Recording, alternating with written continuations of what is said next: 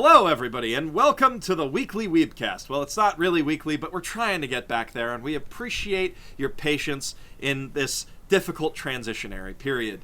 I'm your host, Geoff Thew, professional shitbag, and I am joined today by Arkada, Glass Reflection, Tristan Gallant. Hello, everybody. Glad to be back. And Miles Express 999 from Twitter, a.k.a. the voice of Crunchyroll. Hey, yo.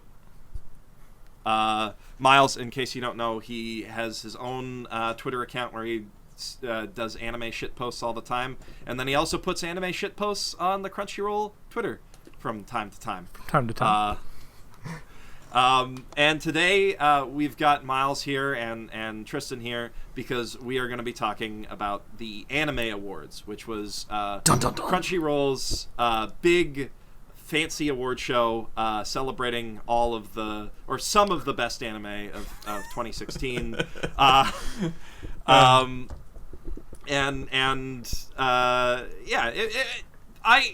Anime Awards were a fun thing. I made videos about it. Tristan, I believe you made a couple videos about it too. Yes, I did. They had a bunch of fun categories, and the anime community, mainly the Crunchyroll community, got to come in and vote on what their favorite anime and scenes of the year and whatnot were. And it was a good time. There was a bit of controversy around it because, as with anything where people vote, some people are going to be unhappy with what other people think. I, for one, love the Yuri on Ice Awards. The Yuri on Ice Awards were fantastic. I know. So Yuri on Ice did kind of sweep the awards, and that is definitely something that we're going to be talking about. Mm-hmm. But essentially, we're going to be going through these categories one at a time, going from bottom to top on the page, because the top thing is the anime of the year, and obviously we want to end with that one, even though you all already know what it is. Mm-hmm. But yeah,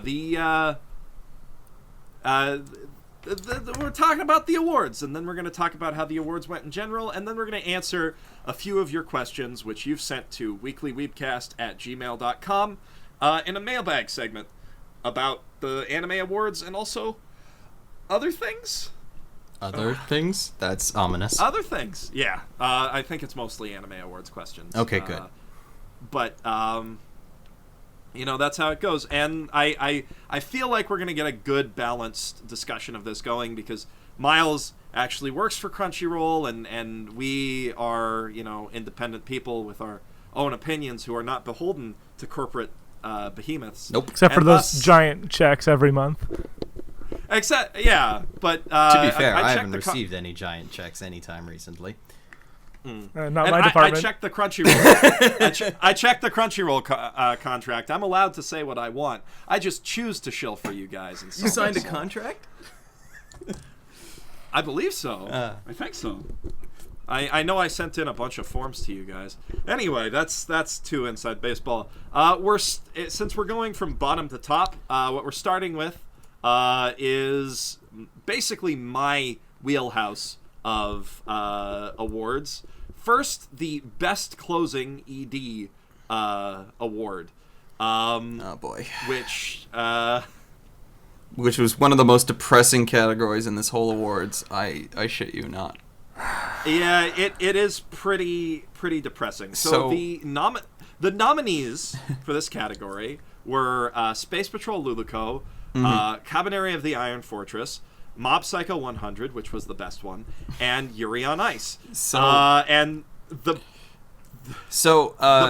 wasn't mentioned earlier in the introduction, but I actually was one of the judges for the Anime Awards. So I got to help pick or try to come up with what these nominations was. And one of the reasons why I think that this particular category is one that isn't that great is because none of my nominations are here.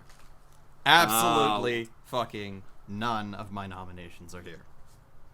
What were your nominations, out of curiosity? Now that you say it, I wish I actually had my document open like I did the last time I talked about these, so give me a second. Although, one thing that I didn't nominate, and nobody else seemed to nominate, but should have been nominated, was Kisniver. Oh wait, no, that's opening. Shit, That's opening. I'm skipping myself. Kisniver is opening. Okay, so ending for me was Erased, Flying Witch, Drifters, and New Game. Those were my four. Erased, Flying Witch, Drifters, and New Game. Yes. Yeah, I mean, Flying Witch, Erased for sure. I think. Erased, yeah. I don't even remember the Flying Witch ending, and I watched every episode of that one.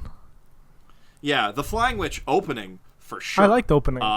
Clapping. Yeah, that opening is very catchy and is something that I should probably do my top 10 openings of the year at some point in the near future. At some point. Before it's 2018. I was in Japan. I was at MagFest where I met you, Tristan. Yes, I've we been did. too busy to do award stuff. But yeah, so yeah, I definitely I can definitely see Erased being like the Erased ED is hypnotizing, and if Erased ever comes into the news cycle again, I really want to do a thing covering that, because it's full of symbolism. Well, why don't you just do it anyway? You have your channel. You're not beholden to the news. Yeah, but I want to get hits. I want to shill. Erased I is want to still max my hot. shill game. Erased is a thing people still talk about. I mean, right now it's a slower season. Everyone's getting ready for April to actually kill every anime fan alive. This is a good time. Yeah. We should probably. Yeah. Well, I mean, this is also a good time to talk about Konosuba, though. That's so true. I'm probably going to be doing a bit of that. But yeah, actually, Yes. here is a disgrace on your part, Tristan. Oh, Why didn't you nominate the Konosuba ED? because it's not that great. What? It's fantastic. The time-lapse photography, that beautiful folksy tune. Oh God, It's all right, but I didn't think it was like amazing. It also Tristan confirmed for shit taste, everybody. Mr. Konosuba. Excuse me. I'm the one that fucking nominated Konosuba for basically everything fucking else it applied for. And it got nowhere except best fucking comedy. Konosuba was anime of the fucking year. Did it even Konosuba get was nominated pretty great. with double the freaking nominations? No. No, it did not.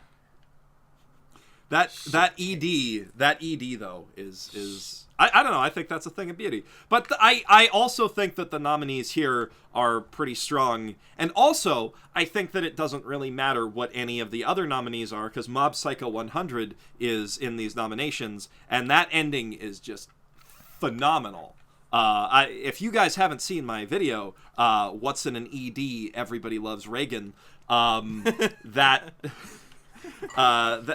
it explains why that ED is so good. Hand painted and just touches my by heart. one person on glass over the course of a month. Oh my god. Yeah. Oh my god. Unfortunately, 46,390 people disagree with you, which is the exact difference between Mob Psycho and Yuri. And yeah, so let's go down these numbers, because they are upsetting. Space Patrol Luluco got 8,048. Cabaneri of the Iron Fortress got 11,208. Other Show got 12,221, which says to me that maybe two of those nominees might not have been. Yeah, could maybe have been. To be fair, replaced by other something else. could be multiple shows, not any individual single show. It could, but I mean, still, when the other category outpaces the actual nominees, that's not a great sign. Mob Psycho 100 got a respectable 24,754, and Yuri on Ice got 71,144, which is I like that ED a lot. I'm not gonna say that I think that the idea of going through Victor's Instagram feed and later his cell phone, which is in itself like kind of a big plot twist. I think that they do some really good stuff with the ED in Yuri on Ice, and I think it is a really good thing that deserves a nomination, but compared to hand-painted on glass, frame by frame over the course of a month, But we know that's not why it lost. Yeah, I mean, Yuri on Ice has that recency bias going for it. I don't even know if it's just recency bias. Like, I'm not entirely sold on the existence of recency bias. I understand it, and I get that it's a very logical explanation for how these sort of things work, but I'm not entirely sure that it's as big of a deal as some people make it out to be. And I mean, so, like, what's it called? ANN does their big poll every January 1st or something. You pick your top 5 of the year, and the number one winner is always a fall quarter show. So there's an element of recency bias that is important, but if you look at what the winners are, One Punch Man and Parasite from the years before, those were some of the better anime of the year, at least the most popular. So Yuri on Ice just kind of has a giant following, and I think in a year you're going to see that people like Yuri on Ice a lot more than they like all these other shows we're talking about more. Mm-hmm. Yeah, I mean, I think that huge community is definitely going to stay on Yuri on Ice, because it also doesn't help that Yuri on Ice is more than likely getting a sequel based on the hint at the final episode, versus we don't know if Luluko's getting another season at all. I'm pretty sure both Cabaneri and Mob are, though. I'm just looking at the best ED nominations right now.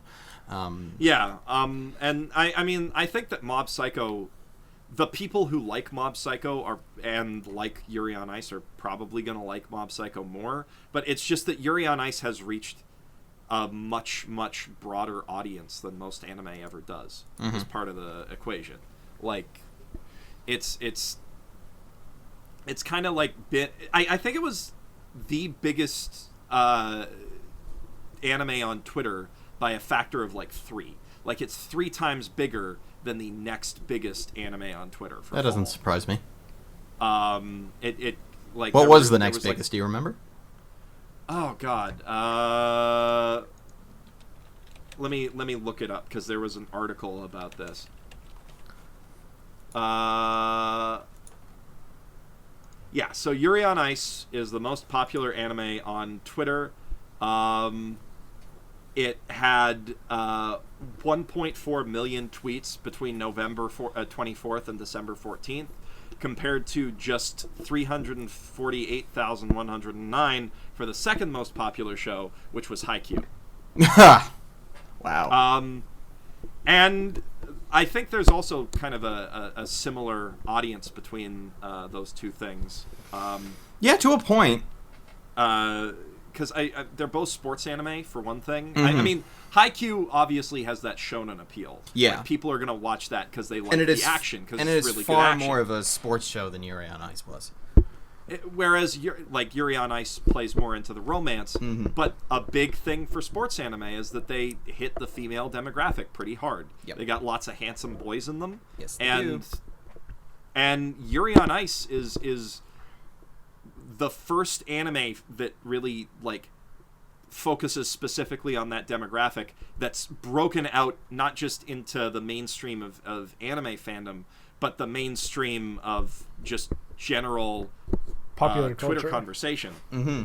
Yeah, like there are real life figure skaters who love the show. Like at a recent figure skating competition, somebody did the JJ style thing. JJ style.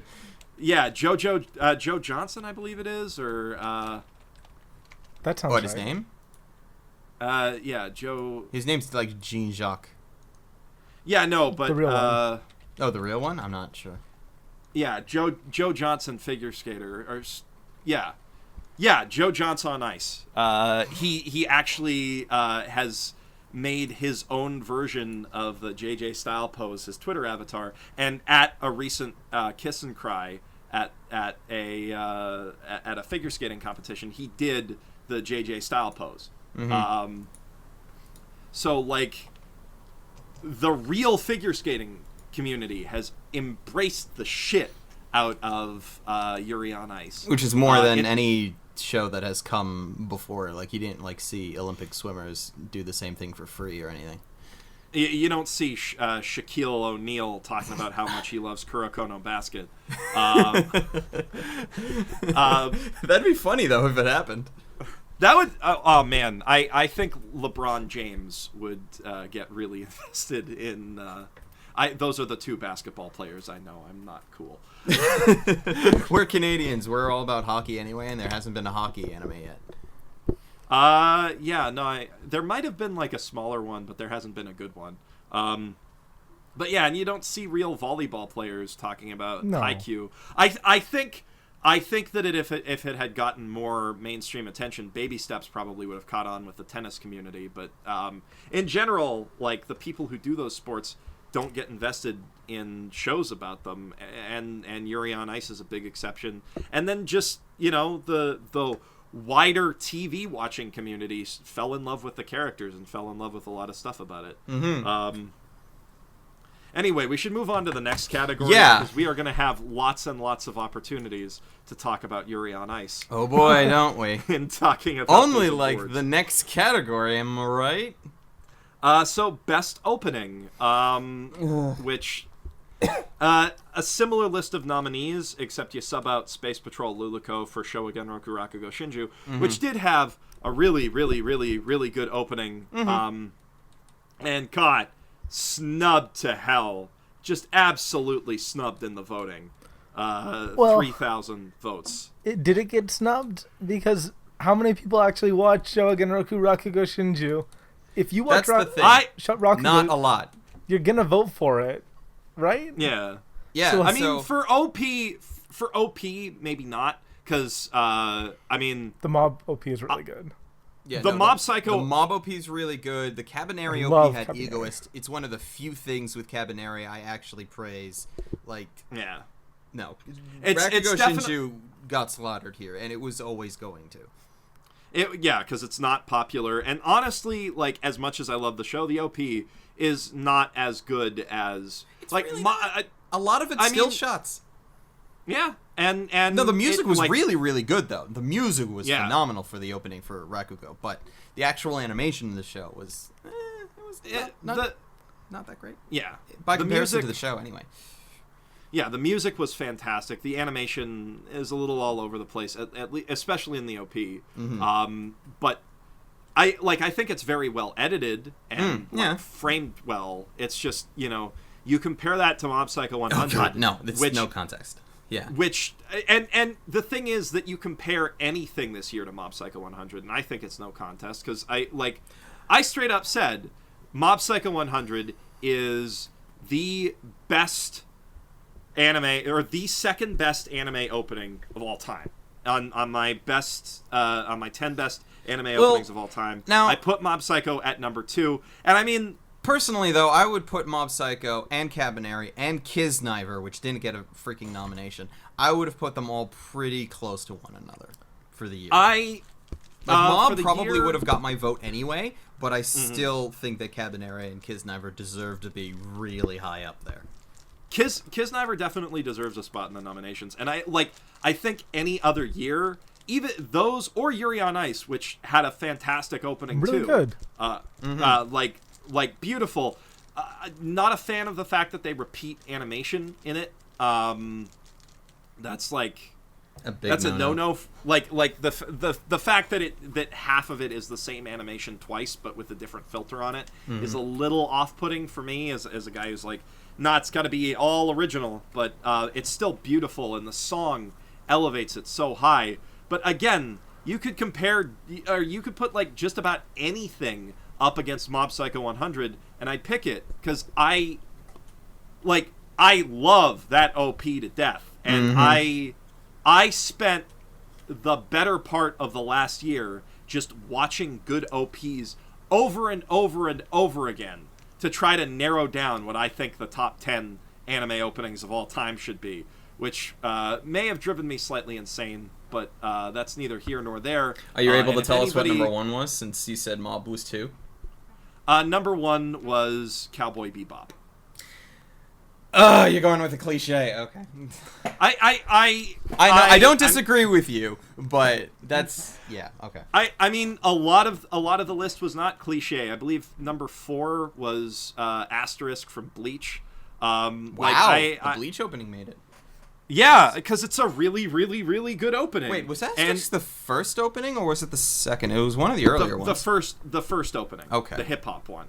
That was a good one. Yeah, the one that I Yeah. actually watched. That's why I was like, wait, I've heard that name before. Is that the actual one that I've watched?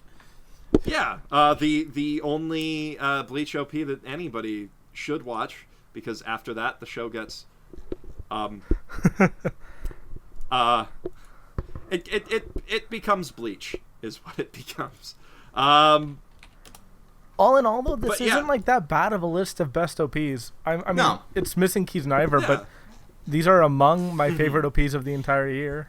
I would also say it's that it also was missing missing Erased. Yes, no. Yeah. Erased was a nomination I put in for Best OP for this year, because Kisnever completely blanked out of my mind, and I'm very depressed in myself that happened. But Erased did not slip my mind, and I was really, really kind of slightly annoyed it didn't make a nomination, because even just how they subtly changed the opening over time, over the course of the series, depending on how the story is actually going, I thought was freaking amazing. It gave me a reason to watch it every time. Not that I wouldn't have not watched it every time anyway, because it was a really good opening, but then it actually allowed me to pay full attention and be like, oh, what's gonna happen this time? It was great. I enjoyed it a lot. And another really, really amazing thing about that opening, like all of the fantastic cinematography and editing and animation in it put aside, is the fact that they went back and they chose something, like they chose a theme song from like 8 years ago that actually tied into the themes of the show, instead of just getting a currently popular band to write a pop song for them, or to tie one of their new singles into the show. Which happens far too often. Yeah, like Re is such a fantastic song and so perfect for that show, and it just, yeah, I don't know, I really, I am very glad that they went with what they did. And just in case anybody wants just to lynch us, I also nominated ReZero's opening, Redo, as well. So, because we haven't mentioned that yet, and before we move on, I just want to bring that up in case anybody says that was also a really good opening, because it was. Anyway. And Erased, it was a really good opening. Erased got the most popular vote for Other, so that's... People agree with you guys? Holy shit, you can actually see that shit. We can't. Nobody can. It's on the forums. It is? That means that Erased... I did not know that. Oh. Wait, hold on. Let me see. We should check that Where out. is it? Other. Yeah. Okay. So the forum. Oh, and the posts, best ending, most popular other was ReZero as well, or was just ReZero, and then opening was Erased. That's where it was. Okay. And oh god, that's kind of depressing, because that means that Erased almost certainly outperformed Showa Genroku Rakugo Shinju, and maybe outperformed Kabaneri, despite not being on the list. Potentially, yes. Yeah. We'll never know. Like, yeah, because I mean the split is 3,000 for Showa Genroku, 10,000 for Kabaneri, 14,000 for Other, 32,000 for Mob Psycho 100, which again, very respectable, but of course it's all dwarfed by Yuri on Ice again. And I like 80,000. the Yuri on Ice opening. No, and it's not a bad opening. Not at all. The theme song is my favorite theme song of this year. Like if we were judging on music alone. I guess the way the category is described here, it does say which song resonated with you the most. Does it? Oh, yes, it does.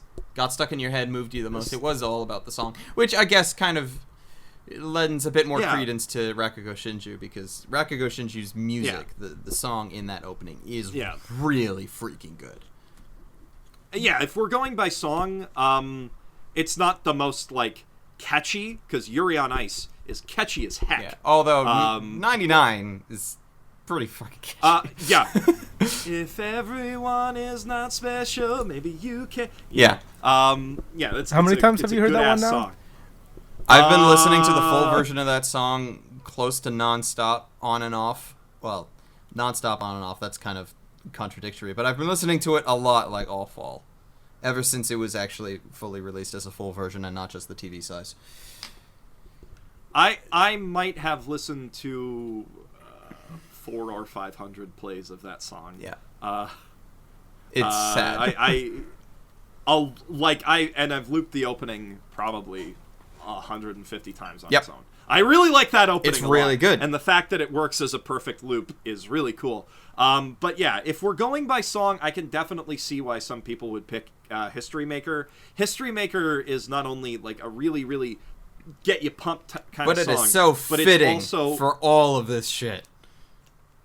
and it's also the closest song on this list to a Frozen style mathematically perfect pop number that is like guaranteed to have people saying, "Oh, this is so catchy," even though "Let It Go" is kind of the worst song Ever. in that movie. And anyway, all right, that's a whole Disney musical Oscar wins is a whole other discussion. boy. But yeah, as far as like Oscar pick songs go, I think that Yuri on Ice kind of does top that list, and I can see why it would win. Like, if we're going by song, Mob, 99 is so good, and so is Usurai Shinju, but those are less mainstream. So, I can sort of see why that one won, but, I mean, if this was for opening sequence, there's no question that Mob Psycho 100 should win. Yeah. Okay. Yeah, moving on to the next category, which is the one that I made a video about. I made a video about best fight scene. Yeah, we're not that far yet, which is so we're slightly connected.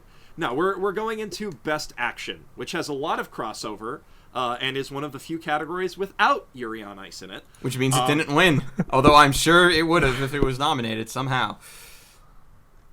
And the nominees for that category are Drifters, Cabaneri, Mob Psycho 100, and My Hero Academia.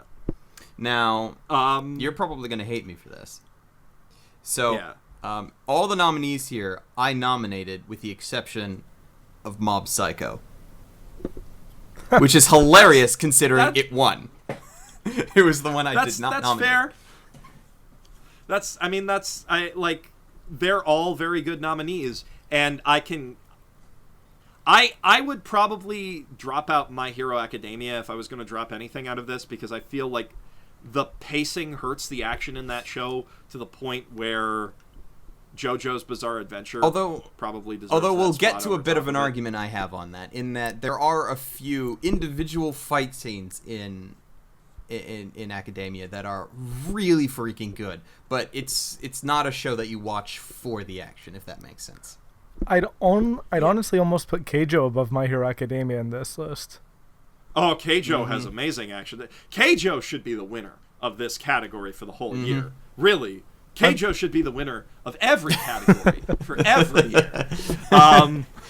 But yeah, like Hero Aka, I don't know, like there's a lot of stuff that I'd put in over there. I'd probably put even ReZero over that. I really like the fight scenes in ReZero personally. I don't think there were enough of them though to really consider it that much of an action series. Yeah. Most of the time it was just a slaughter, less action, just Yeah, kind of like, bye Subaru, it's definitely you're gonna a restart thriller. now. Bye. It's definitely a thriller, but the fight versus the whale was pretty goddamn Yeah, cool. no, that Fantastic. that was really good. I got shouted out. Well, that at one, my and also Digibro by saying I like the that. fight in episode 3. I think it was 3. It was still in the first arc against what's her name. The bar Yeah. fight? Yeah, the final bar fight where, yeah. I mean, it does, like, some people have said that ends with a Deus Ex Machina, but, like, no, when your power is time travel, getting That in itself getting is a somebody Deus to Ex Machina. conveniently show up is you winning the fight. Like, with time travel, you win the fight before you do the fight. That's how time travel works as a superpower. And, yeah, I don't know. I liked ReZero's action. I would have put that above Hero Aka, but I definitely would have put JoJo and Keicho. Keicho's The other show that Keicho's a guy in JoJo. The other show that I nominated that I'm not surprised didn't make nominations at all because nobody freaking watched it was Alderman on the Sky. I have no idea if you watched that at all, Jeff. Ramen. Oh god. Oh no. I'm having flashbacks to Ramen on the Sky. I hated Really? that show. Did you really? I hated that show. That's Because I didn't hate that show in the same way that I hate, say, Sword Art Online, where I just have like a dispassionate loathing for it. Ramen in the Sky is, or on the Sky. It's Ramen on the Sky. Yeah, on the Sky. It is like one of those shows where they take a very promising premise and then they just take it in the most generic direction they can possibly go. Like, within 3 episodes, they go from trapped with royalty that snuck aboard your ship behind enemy lines, trying to get out commando style by tricking the enemy and sneaking past the border without getting caught and murdered, to in high school getting bullied within the course of 3 episodes. That's ridiculous. I mean, I can't fight that, unfortunately. Like, I still enjoyed the show heavily myself, but I can't fight that argument. It is a legitimate argument. But that just comes with the territory, dude. Mm-hmm. Like, I agree with you, and I liked especially the later parts of the show where it's more about just military strategy. But you're watching anime. Welcome to high school. I know, but high school and boobs, because you're gonna get a lot of both. I love the world building in that show. Like, I love the world of it, and what I wish is that they'd done something more with it, and that they had leaned more heavily into better military tactics as opposed to just making everybody but the main character pants on head retarded. Because that's what it plays out as. It's not he's outsmarting somebody by legitimately being smarter than them, like how Light Yagami and L work, and Zero, where they're and those characters who are actually like miles ahead of everybody else and planning these insane Xanatos gambits that are just like so beyond anything that any normal human would expect. Mm-hmm. Like, they come out of left field. Whereas this is just like, oh, hey, we're going to lure them across the river and then ambush them by having the river being deeper than they thought it was. And the guy's like, hey, do we maybe want to send a scout in? No, let's just charge straight at those guys. They're right there. Like, my problem with that show specifically is that I've seen that exact concept been done a million times better in the video game Valkyria Chronicles. Oh god, yeah, no. And you see, I would try and fight you on this. However, I recently made the exact same argument you're making, but for a show that's airing right the hell now. Which is? Gabriel Dropout. Oh yeah, you made that exact argument to me. Yeah, no. On this exact podcast. Yeah, cause but fuck Gabriel Dropout. Yeah, for the exact same reasons you're not liking Alderman. I did not like freaking Gabriel Dropout, but I know there are people that enjoy it, and that's fine. You're wrong, but that's fine. And it's fine to like Alderman. Yeah. I mean, you're wrong, but that's fine. Yeah, I'm wrong, but it's fine. Alderman, like, the thing about Alderman, though, is I totally watched that whole series, which I don't do for a lot of shows, because it's very popcorn consumable in the exact same way as Gate. And it is also very bad in the exact same way as Gate. Gate was bad in a lot of different ways. I haven't finished Gate. Personal opinion. I haven't gotten past. Don't. I think I made like 4 episodes into Gate. I was like, I'm gonna do an FR because everybody's watching it. And you know, as soon as freaking Goth with the Scythe shows up, I think I'm good. Yeah, I'm good. Good. Gate is like the worst directed like show of that type that I've ever seen, and I've seen Sword Art Online a lot. Yeah. So, all right. So, what's the next category?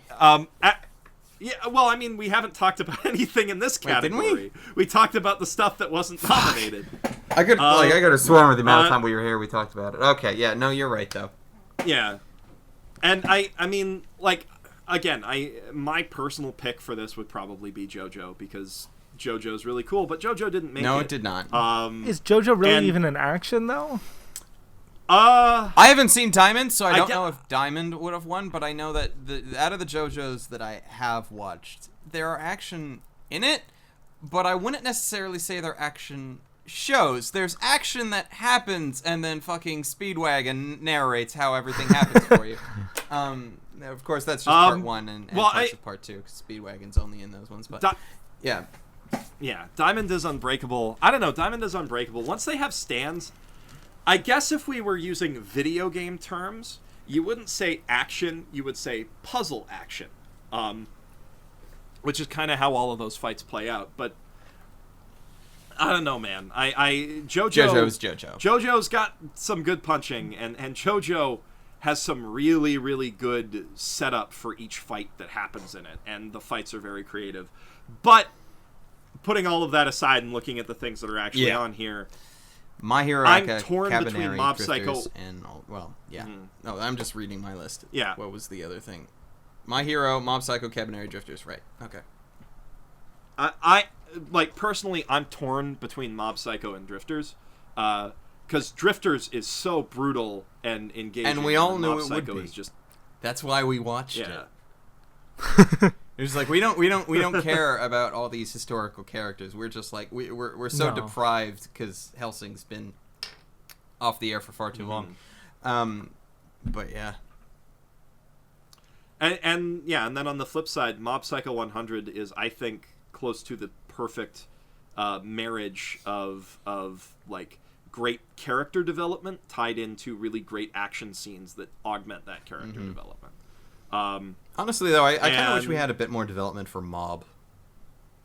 He spends. I felt like he spent far too much of the show being apathetic. I mean, that's so Mob's development's the long game is the thing, right? Like his character arc is meant to encompass the whole series, and by the time, like, I've read the entire manga, by the time you get to where the manga's at now, he has changed so much that he's almost. I look forward to seeing that if they ever animate that far. I doubt they will, but I look forward to seeing it if they do. I honestly, they could get to the end of the Claw arc in the next season if they get 24 if episodes. they get 2 cores, but like hell, even Academia only got 1 core for its sequel. No, well, for the original, I think the sequel's only getting 1 core as well, unless I'm heavily mistaken. I don't think they announced how many episodes it's getting, only that we're getting it. Bones does weird stuff with cores, though. Like, sure. I mean, Bones made a heck of a lot of Coffin Princess Chaika. That they did. Even though that they did. And not a heck of a lot of Kekai Sensen yet. Well, that wasn't necessarily up to them in either of those situations. Something like My Hero Academia is something that they definitely pursued, and they actually had made it like a year before it went out to air. So they made it in 2015 and just sat on it for a year, which I think is so interesting. That's actually very interesting. I didn't know that they did that. It kind of makes sense, because I was surprised that they were able to pull off both My Hero Academia and Mob Psycho so freaking close to one another. But now that... They also have 4 studios. Yeah. Yeah. Bones is a giant conglomerate complex made entirely of gold, full of the best animators in the world. Although they don't always make the best anime. They get pretty close. No, they don't. It's not their job to. True. Yeah. Although they do make, like, the best anime. No, I'll agree with that, because some of my favorite openings are Bones. So Bebop, like you said, and Mob, and the original Soul Eater, and so many Full Metal Alchemist openings. Holy shit. Yeah. But yeah, and as action scenes go, it's really hard to top how intense and cool Mob Psycho gets. So I would have probably given it that award, and indeed it won the award. But I think good arguments can be made for all of these. Even Cabaneri, which a lot of people Cabaneri's only argument that Cabaneri would win if only the first 6 episodes were the show. Yeah. Yeah. Kabaneri wins if the only thing you care about in terms Anything. of action is how cool it is. Yeah. But it was so cool. It was so cool. Kabaneri is like the most heavy metal anime ever made. Maybe even more than Detroit Metal City. Ooh. So that's high praise. It's also fighting words in the proper circles. Yeah, it's pretty metal. Moving on to the next category, though, these shows are very not metal, except for Keijo. I hate Keijo this category. I hate it. Best I comedy. hate it. I hate it. Why? Because Sakamoto won, and Sakamoto's the same joke all show. Yeah. Same freaking joke. That's all it is. Sakamoto, I think Digibro actually made Sakamoto win, and it's unfortunate because while I like Sakamoto Konosuba quite a lot, freaking robbed. Konosuba is the funniest show I've seen in years. Konosuba's robbed. Konosuba got yeah. robbed. Like, it was bad enough Konosuba didn't get nominated for Anime of the Year, which I thought was a travesty. But to not even win Best Category is freaking disgrace. If it won to Keijo, I would have at least understood. I wouldn't have agreed with it, but I would have understood. But Sakamoto... Keijo's not even a comedy. Sakamoto? I mean, Sakamoto is a kind of comedy that I really appreciate because it's the exact same sort of like sensibility as Don't say Cromartie Cromartie High School. It is trying to be Cromartie. It is like someone watched Cromartie and was like, this is my favorite comedy ever, let's do that, and then they didn't. And Cromartie is just someone watched Sexy Commando and said, I want to make this again. Exactly. I mean, Cromartie is my favorite anime comedy of all time. Well, mine's a tie between Azumanga and Nichijou. But still, Nichijou is pretty up there, and so is Golden. but yeah, no, Cromartie's pretty high up there for me as well. But Cromartie just has so many good characters in it, though. Sakamoto's got one, and he's old after episode 2 because he's Sakamoto, and his jokes played. Well, Sakamoto's got, I would say, a few good characters. Those thugs who keep trying to either bring Sakamoto down or just drag him into their world are pretty funny. And his toady, who he like helps out with the the balding kid. They get some good mileage out of some of the characters, but like, yeah, the joke of this guy's just he responds to everything in a cool manner because he's Sakamoto. Yeah, no, we get it. I thought they were going to make it a short. I thought they were, and I was really excited. I'm like, this would be the perfect 8 minutes a week. I'll never be tired of it. And I still wasn't tired of it by then, but it certainly isn't at the level of Konosuba, or even the one that got really robbed because it didn't even get nominated. Tanaka-kun is always listless. Yeah, that didn't even which show is a much better variation on the character responds the same way. And that didn't even show gag. up in the other section because Nanbaka got the most popular other, and even the others in this category is, I think, the first category we've looked at where other has the least amount of votes compared to everything else. And Action 2. Yeah, Action 2. Okay. And yeah, action also had less votes, but as far as robberies go, I mean, the real robbery here is Oji-san and Marshmallow, which not only is the best show ever, but also has the greatest plot twist in all of anime. That it's not Paul Blart? Have you guys seen the whole of the greatest anime of all time? I don't think I finished Oji-san and Marshmallow, no. So Oji-san and Marshmallow, the plot twist is that he's married. What? Yeah. Wait, what? Yeah. That poor girl. Oh my god. So he has a daughter, I believe. What the shit? Wait, no. What? This is really upsetting. The last episode, she shows up at his house, and it's like, oh, hey, Daddy. And she's like, what? Unless I'm misinterpreting that, and it's like his niece or something. Maybe, but yeah. Yeah, it's a good plot twist. It's crushing. It changes everything. That is crushing. Also missing on Best Comedy, and I think it's because they all stole votes from each other, Take U's 4, 5, and 6. Yeah. Or maybe 5, 6, and 7. Yeah, that's... Oh, right. Like, the half of the Take You seasons came out this year. Yeah.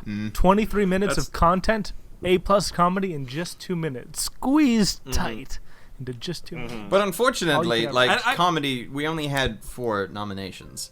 And a lot of... And the problem is, like, there was no real other place in the awards for any of this. Like, Keijo could have made Best Comedy, and any of them, could have been nominated for Anime of the Year.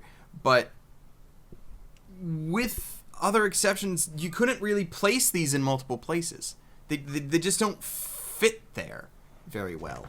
Mm-hmm. And yeah, I mean... But at the same time, Luluko's a weird pick, right? Like, Luluko is funny. But it's also Trigger, but so understandable, because Trigger saves anime. Yeah. But, and Keijo, I would, if there was a best sports category... I'm surprised there wasn't a best sports category, to be honest. There would have been enough nominations for one. Another Yuri on Ice category? That's fair. And that's true. I mean... But is it really a sports anime? Well, it would have been classified as one, even though it really kind of isn't. And that's kind of the question with that, because it's more of a romance thing, and as far as... I made a whole as far video as talking actually about me not necessarily considering it a sports anime, but yeah. Mm-hmm. Yeah, I mean, the biggest problem with it being a sports anime is it doesn't explain how the sport works. And it doesn't, which makes it and it doesn't make the sport interesting to people who aren't already interested in it, namely me. Mm-hmm. But the trade-off is it has a really, really good romance. That's true, and it does. And very good character development. Mm-hmm. Well, for its main characters, not its secondary characters. I mean, I think that its secondary characters have good development. Not as much as they should have gotten, though. As much as My Hero Academia? Oh, yeah. Well, My Hero Academia was freaking League of Extraordinary Gentlemen levels of characters and development. Yeah, it was also slow. But Yuri on Ice really felt like it should have been 24 episodes long. Anyway, we will get into more discussion of Yuri on Ice in a category that actually has it in it. But yeah, I think Konosuba should have won comedy. Anime of the Year. I can kind of understand somebody picking Sakamoto over it, because Sakamoto is much safer and friendlier comedy. And boring. It's a sensibility that applies to, like, the lol random, and I don't know. Like, Konosuba, while it is hilarious, is very mean-spirited, and to some people that's a turnoff. I can understand why somebody with bad taste would pick Sakamoto over Konosuba. Okay. And why that somebody would maybe call himself Digibro on YouTube. And I'm just throwing mad shade at Digi today. All right. But yeah, no, it's a category. It's a category that the people spoke and they spoke wrong. This next category, though, this is the one that makes me maybe the most upset based on the nominees. I'm sorry. Alone. I'm so sorry. Because, I mean, Yuri, so it's Best Couple. And Yuri and Victor, great nominee. Luluko and Nova, great nominee. Katsuhira and Sonozaki, what the fuck are you thinking? I'm sorry, but you didn't even get to the top one. You didn't even get to freaking Satoru. No, I'm getting to the top one. Because Katsuhiro and Sonozaki, in a thing that has Nico in it, Nico and anyone, you know, like there's a lot of there's a lot of better couples, I think, in Kisniver, and also there's a lot of better couples in shows this year. And I nominated I feel like 2 of them. No, 3 of them. 3 of my nominations were not actually made it to this list. Yeah, Kisniver was, But the most egregious, the most insulting, Satoru and Kaio. That's not even a couple. They're not canon. That's a headcanon.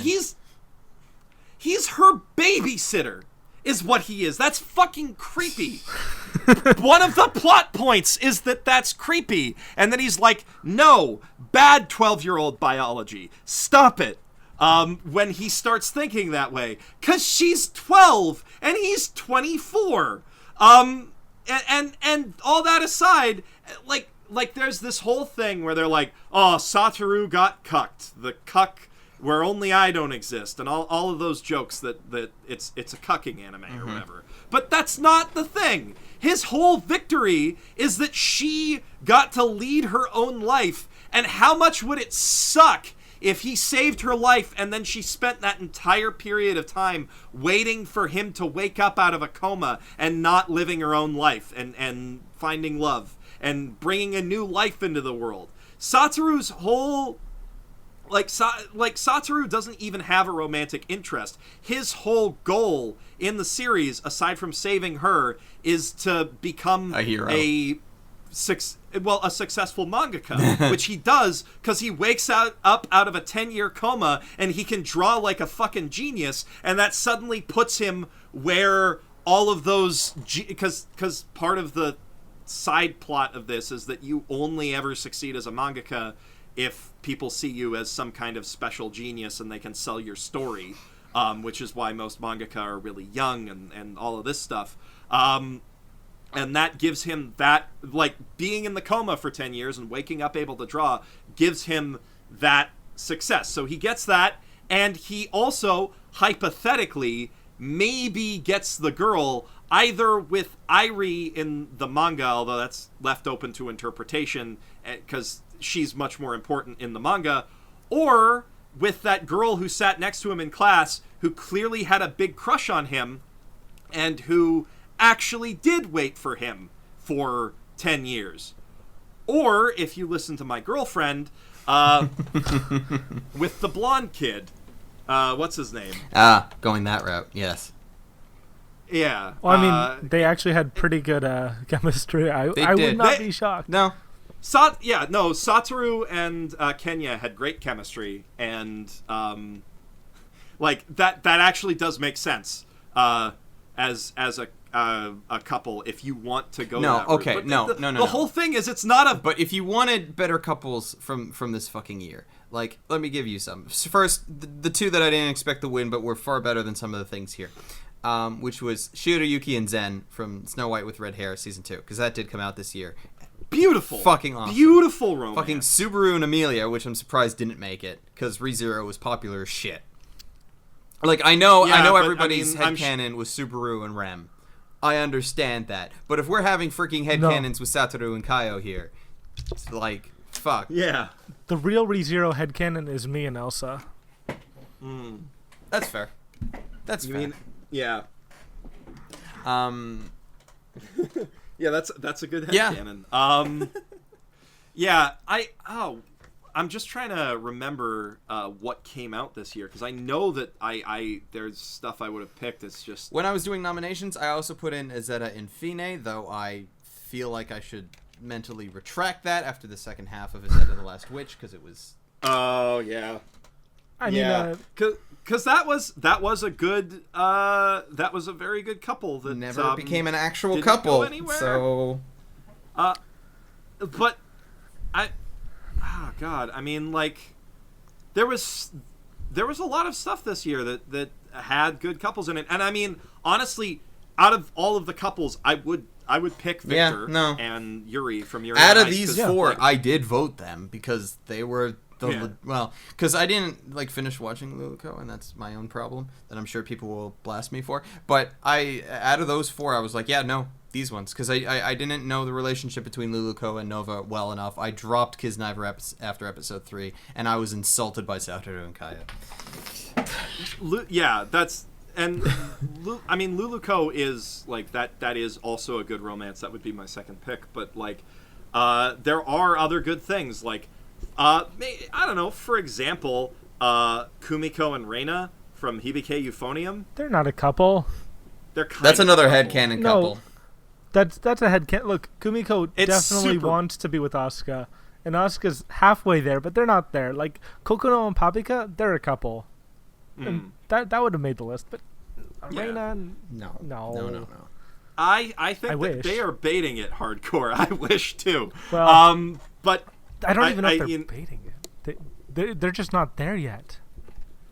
outside of like headcanon stuff though. Like, Actual legitimate couples. There's not that many Yeah. that I can even think of. from Orange. There's a which couple do you put from Orange? Sua and Naho. Sua?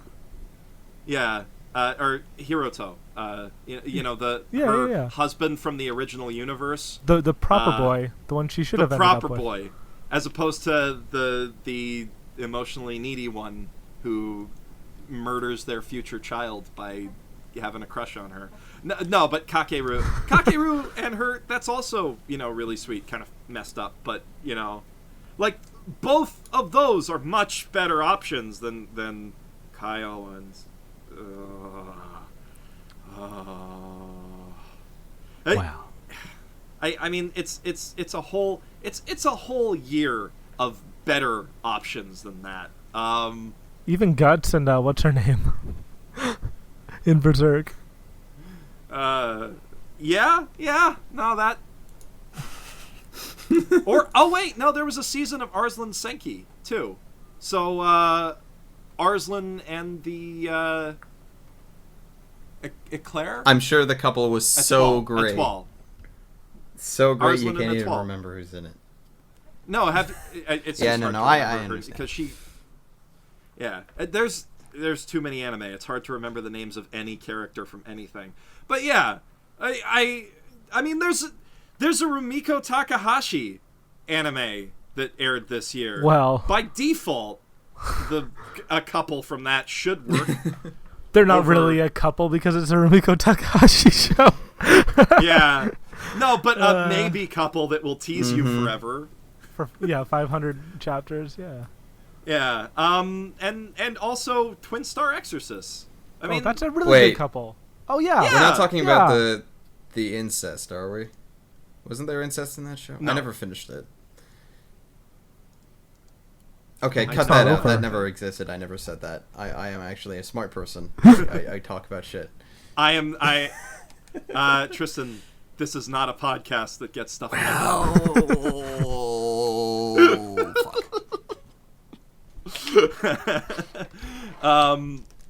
Yeah, I'm not smart enough to timestamp stuff. So, if I ever go off on a rant about what I really think about the Albed, oh man, that's staying in the podcast. Albed as in Final Fantasy X?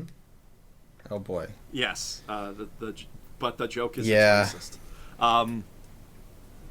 Okay. But yeah, no, like they're... Anyway, Best Couple was a travesty, but at least the winner actually deserved it, even if it was super predictable based on everything else. And then there's the Best Drama category, which surprisingly didn't have Yuri on Ice in it. Yeah. Well, yeah. Good job, judges.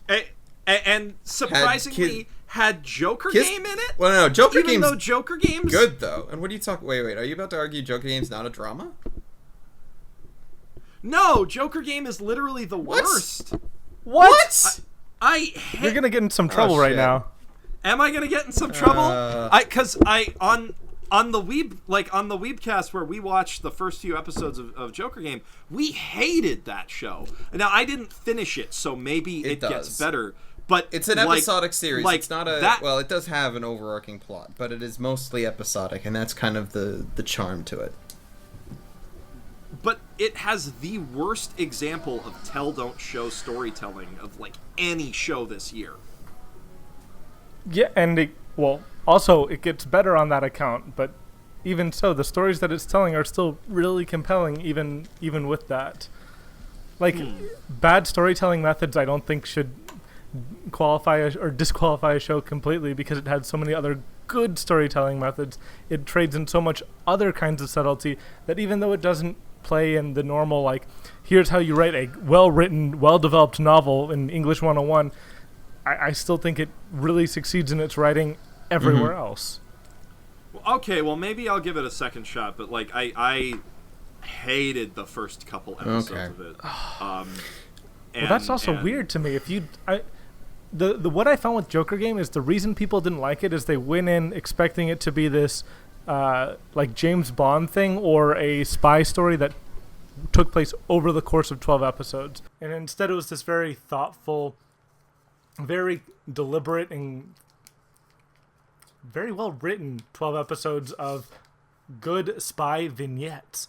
Geoff, I think you were saying something about how you did not like the show or the tell not show writing, but yeah, I kind of liked everything about the writing. I know that there were some parts of it that were a little more obvious, but it made up for it in really good characterization, and it wasn't hiding things like a Detective Conan and then just aha at the end. It was this, I'm going to slowly walk you through this mystery every episode, and you get to be part of it, but you're not going to figure it out because it's not about the mystery, it's about the journey, not the destination, all that stuff. I don't know. I mean, that's when I say that the tell not show, I'm talking about how heavy-handed and just blunt the show is with some of its metaphors. Like the Joker game itself, the the card game that they are playing, that's supposed to be this metaphor for spycraft, is like it doesn't really make sense as a metaphor for statecraft, and then also the fact that they have to explain that that's what it is, like outright, is so clumsy. And I don't know, there was lots of stuff in the first episode where it's just like, here is exactly what's going on, and the subtlety to me was just lost. There were details that I could appreciate, like some of the stuff going on with the club that the hostess bar that was the center point of the first mystery, that I could appreciate some of the intricacies of what was going on there. But I don't know, as somebody who likes his potboiler spy stories and likes his slow suspenseful stuff, who is a big fan of Tinker Tailor Soldier Spy and stories in that vein, I just didn't think it was that good. Maybe it gets better in future stories, though. Maybe that's the problem, is that I got the one that wasn't amazing. It definitely does get better as it goes. But I think there's something to the fact that this is now showing up on a bunch of Japanese top anime of all time lists. You're not seeing that with the Western fandom, but you are seeing it in Japan. This is something that is celebrated as one of the best anime of the year, but only by Japanese fans. So whoever the judges were who put this on for best drama, good job. You're welcome. And like all 5 people who voted for it, good job too. But like, there's really something here. Yeah, no, because Joker Game was one of my nominations. I also put on instead of Kisniver, because I did nominate Erased and Rakugo Shinju, which are nominees. I didn't do Kisniver, and instead I had 91 Days. Which, I mean, 91 Days was pretty solid. Yeah, it was good. Oh man, now that I've said that, people are going to be expecting. I haven't finished 91 Days. You should. Well, neither have I, because I was waiting for the dub, and now I need to watch it dubbed. But apparently, I got a prediction wrong with that. So did you now? Yeah. But I predicted a kind of out there plot twist, but I was speculating on it, so that's fine. Although the when most you watch it, what? When both of you watch it, make sure to watch the last 3 episodes in one sitting. You will go mad if you don't. Make time for it. Just go in knowing I'm watching an hour of Joker or of 91 Days. Will do. Okay, will do. Chances are, like, I'm gonna watch the entire rest of the series in one sitting as is, because it was only 12 episodes, and I think I made it through like 4 or 5, so I only need to go through like 6 episodes, and I usually do more than that in one sitting anyway. Yeah, no, like 91 Days is a good pick for this. I guess Joker Game's a good pick. I personally didn't like it at all, and I think, like, I feel the impression that I get is that a lot of people in the Western anime fandom hated it. Yep. But it is true. Like, there were a couple of places, a couple of blogs that I was reading at the time that were really heavily for Joker Game. And then, because that's what I was reading at the time, and I was watching it, and I was enjoying it, that's what I thought like the common thought was in the Western community. And then I started hearing other people talk about Joker Game in a not so positive light. I even mentioned it offhandedly as one of the better dramas of the season when I was talking about it, like near the end of that season, and people are like, "What the hell are you talking about? Joker Game was garbage." And I'm like, "Wait, are we talking about the same show?" So, yeah, it's I think it's pretty divisive, but and also it's got a very divisive MAL score. Not that MAL scores mean a heck of a lot. No, they don't. But 7 either means everyone thinks it's okay, or lots of people think it's amazing, and lots of people think it's terrible. Mm-hmm. So, I mean, with my anime list, the only type of people who put their scores in my anime list are people who obsessively track what they watch. Yes. So yeah, which is not even any reasonable sample of anime fans. It's a very specific type of anime fan who have very specific tastes. Yeah. Which is why lots of shonen stuff is at the top of there. Yep. And so was Erased for a long period of time. Yes, like, it was. Erased was like the number 5 thing on MAL when it started airing. For a good while. It dipped down to 54. It dropped near the end, because I think a lot of people were kind of salty about the last few episodes. I mean, I can see why from a perspective of, like, they feel a bit rushed. And you can definitely feel the cuts that they had to make it work as 12 episodes instead of 24. But man, I have been rewatching it since the Blu-rays came out. You know, with the English. It's a great show. It is a great show. And I can confirm that it improves rather than is diminished on the second viewing. Well, it's a good segue considering the next category, which. That is a good segue. I just want to touch on, while Erased winning, I think Erased does deserve the win in some categories. Anything competing against Showa Genroku Rakugo Shinju in this award, in my opinion, is just dead in the water. Yep. Because Rakugo Shinju is, from a directorial perspective and a writing perspective, almost flawless. No, I agree. It was best drama of the year by far. I there are very few shows that have ever gripped me as hard as Showa Genroku Rakugo Shinju, and season 2 is doing a good job too. Yeah, I was about to say the only thing that comes close is season 2.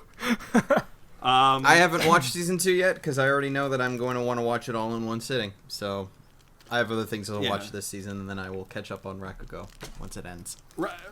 Rakugo is like it's a drama that belongs up there with the absolute greats, like Monster. You know, the Monster. It's compelling and psychological and brilliant, and as much as I enjoyed Erased, I feel like that was a popularity vote more than anything that made that win. And the fact that Rakugo got 15,000 votes in this category, which is probably all of the people who voted on the Crunchyroll Awards who actually saw it. I was about to say, that tells you how many people who voted watched the show. Because exactly. You can't not vote for Rakugo looking at this list. And it didn't win. Yeah. It didn't win. It wasn't the runner-up. Like, Kisniver was the runner-up. Kisniver. So, yeah. Joker Game was like debatable. Kisniver was bad. Yeah. Kisniver started good. Kisniver had an amazing middle episode with the fireworks. The middle episode with the fireworks and the revelations about the novel or the light novel or manga or whatever that the girl wrote with her friend. That was really, really touching, gripping stuff. But the ending, come on. The ending of that show is just ugh. You know? Yeah. Ugh. I liked it. So Did you like the ending though? yeah. Really? Yeah. Okay. I didn't think. Look, I just made my top 20 of 2016. It didn't make it on there. Yeah. I liked Kisniver all the way through, though. Did it deserve to be nominated for Best Drama?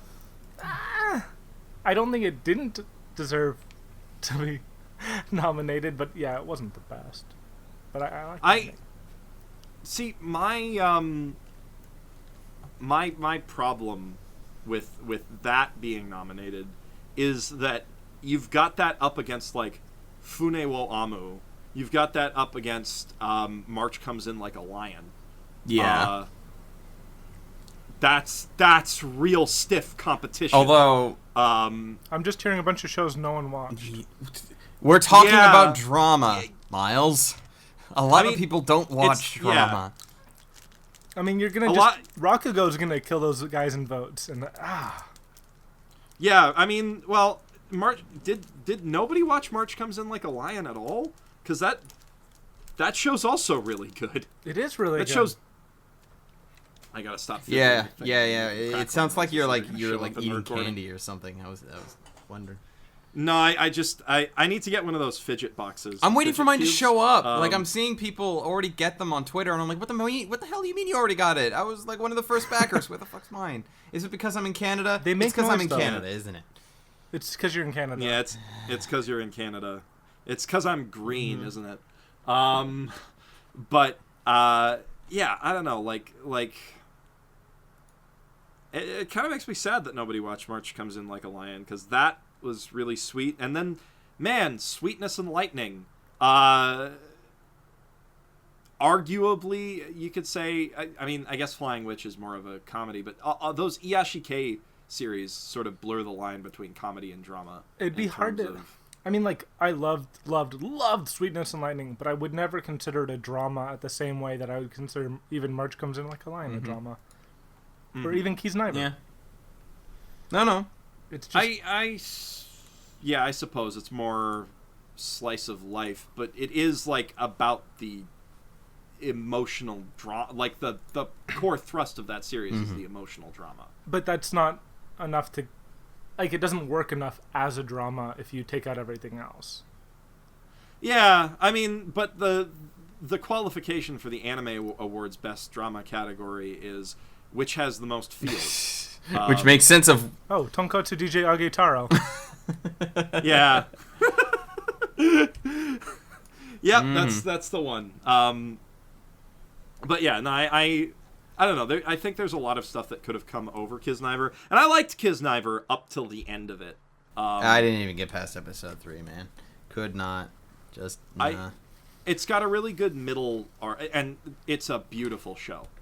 It's a beautiful show. show, and its opening should have been in Best OP for this award ceremony. Because, if it didn't get nominated for anything at all, you could have just said, okay, well, nobody watched it. But the fact that there are several categories where Kisniver pops up makes the omission from Best OP even worse. Well, maybe you should have judged better, Tristan. Maybe, Geoff. Maybe.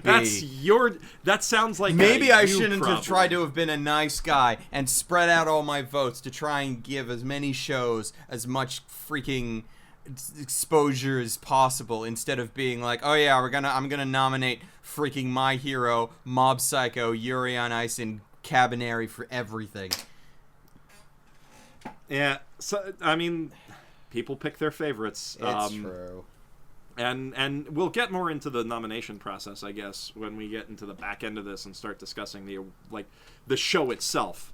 Unless we spend the next 2 hours continuing through the categories. But okay. yeah, okay. So most heartwarming. Lot of. Yeah. No, like Kaio's first home-cooked meal. I don't think that's just the most heartwarming scene of like the whole of the year. It's probably I think that's close the best to the decade. I think that's the best scene of the year, hands down, no question. It is so well executed. It is so perfectly edited and directed. The performance in terms of voice acting and animation is so on point. Like, if you were to distill that into a short film, you could probably win an Oscar with it. It You was should watch better A than the Silent opening Voice. of Up. Yeah, it was better than the opening of Up. I should watch A and- Silent Voice. Yeah, I need to watch A Silent Voice. I do too. want to watch A Silent Voice. Because Oh my everything God. you're saying right now, you'll feel for 2.5 hours. Oh boy. And that was a 2016 one too. Yep. But is it as good as Your Name? It blew Your Name out of the water, but that's just my personal opinion. Yeah. But Your Name is the greatest anime movie of all time, Miles.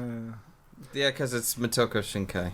I haven't liked the It- Shinkai thing yet, so Neither have I. Shinkai is the Shinkai- Miyazaki. Shinkai makes absolutely beautiful looking films. oh yeah, gorgeous. That's looking. about all I can say. I will, like, I'm not the biggest Shinkai fan, but I will say that she and her cat was pretty... The worst anime of 2016. You hated it? I hated it so much. I hated it because it ended up being Here we like go. a 23-minute OVA where you knew the ending from the first 30 seconds, and so everything there was just, here, I'm going to make you cry in the most manipulative fucking way possible for 20 minutes. I hate it. But it works. I hate it. It works. I hate it.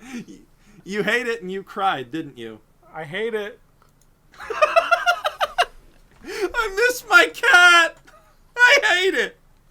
Yeah, I mean, but you know what you're in for with that. It's she and her cat. It's Makoto Shinkai. You're in for anime Old Yeller. You're in for the worst half hour of your life. Wait, that's what you signed on How for, can Miles. you shit on like Joker Game for like being too like this is a analogy for this, and then not just hate Shinkai for everything he does, being look how clever I am.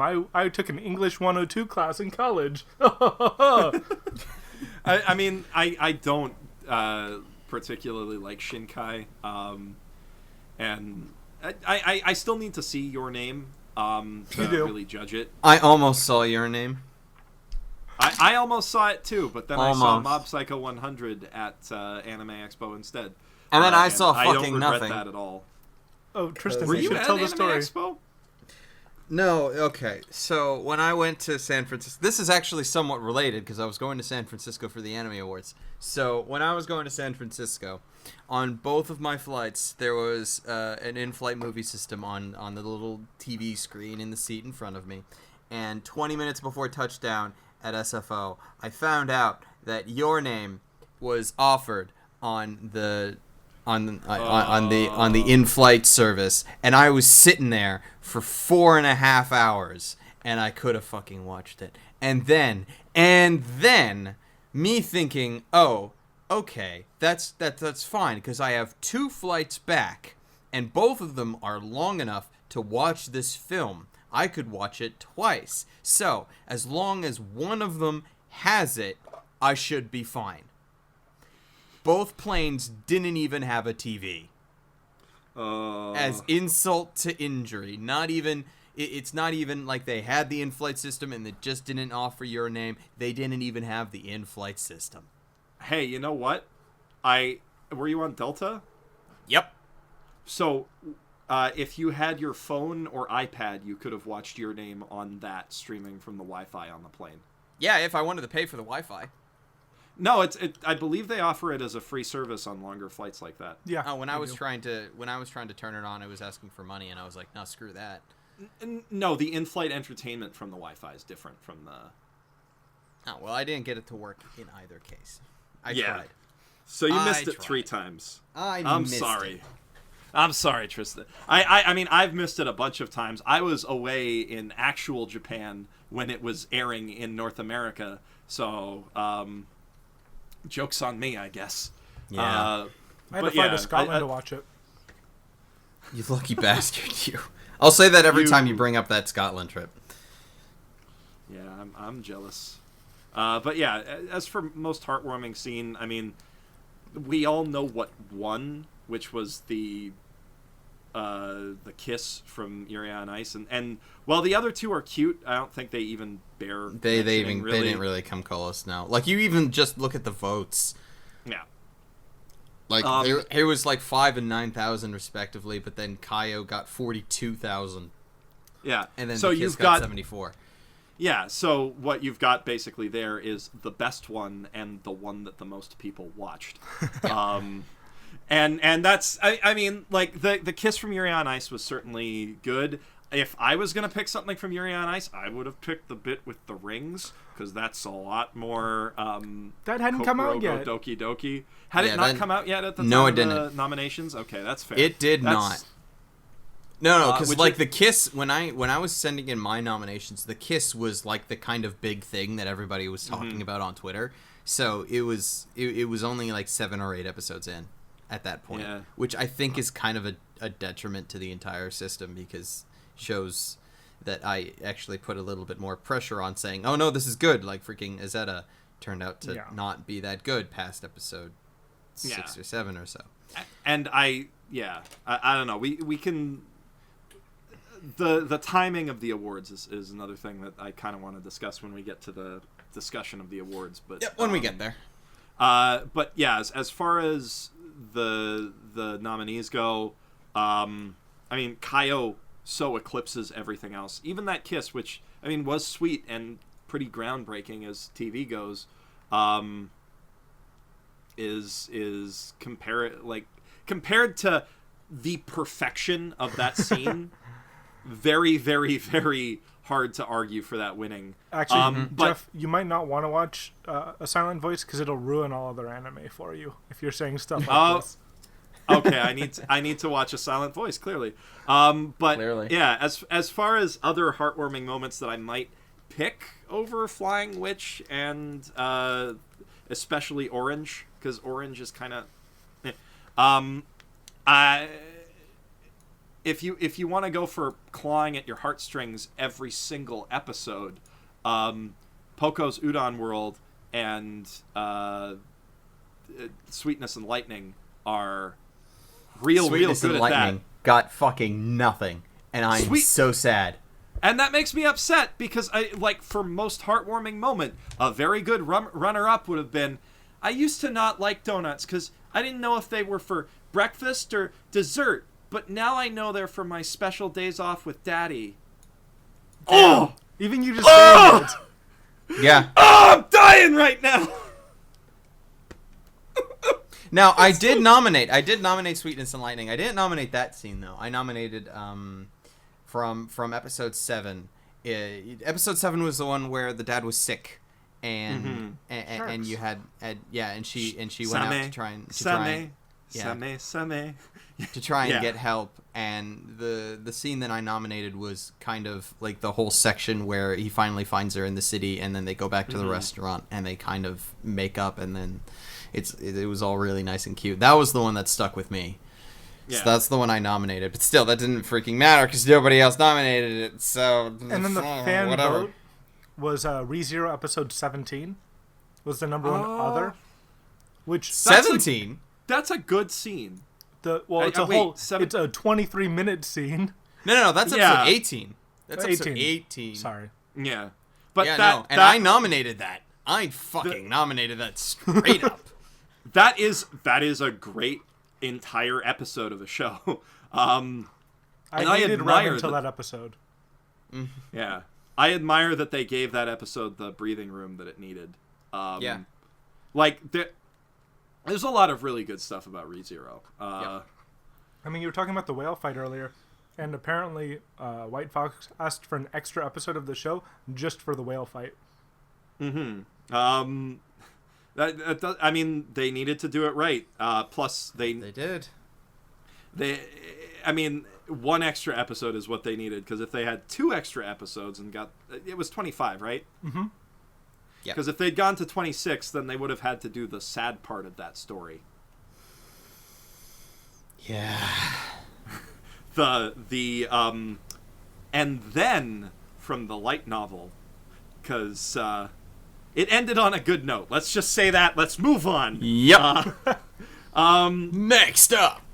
Next up, best animation, and this is one of those ones where I don't think there can be any question what deserves the win there. Tonkatsu Mob Psycho. Flip Flappers. Yeah. Flip Flappers is also really, really beautiful as far as Sakuga goes, but in terms of achievements in animation, then Mob Psycho, yeah. I mean, Flip Flappers is also a mess with its animation. It's very schizophrenic with the style it uses, and that's because it had 100 key animators per episode or something like that.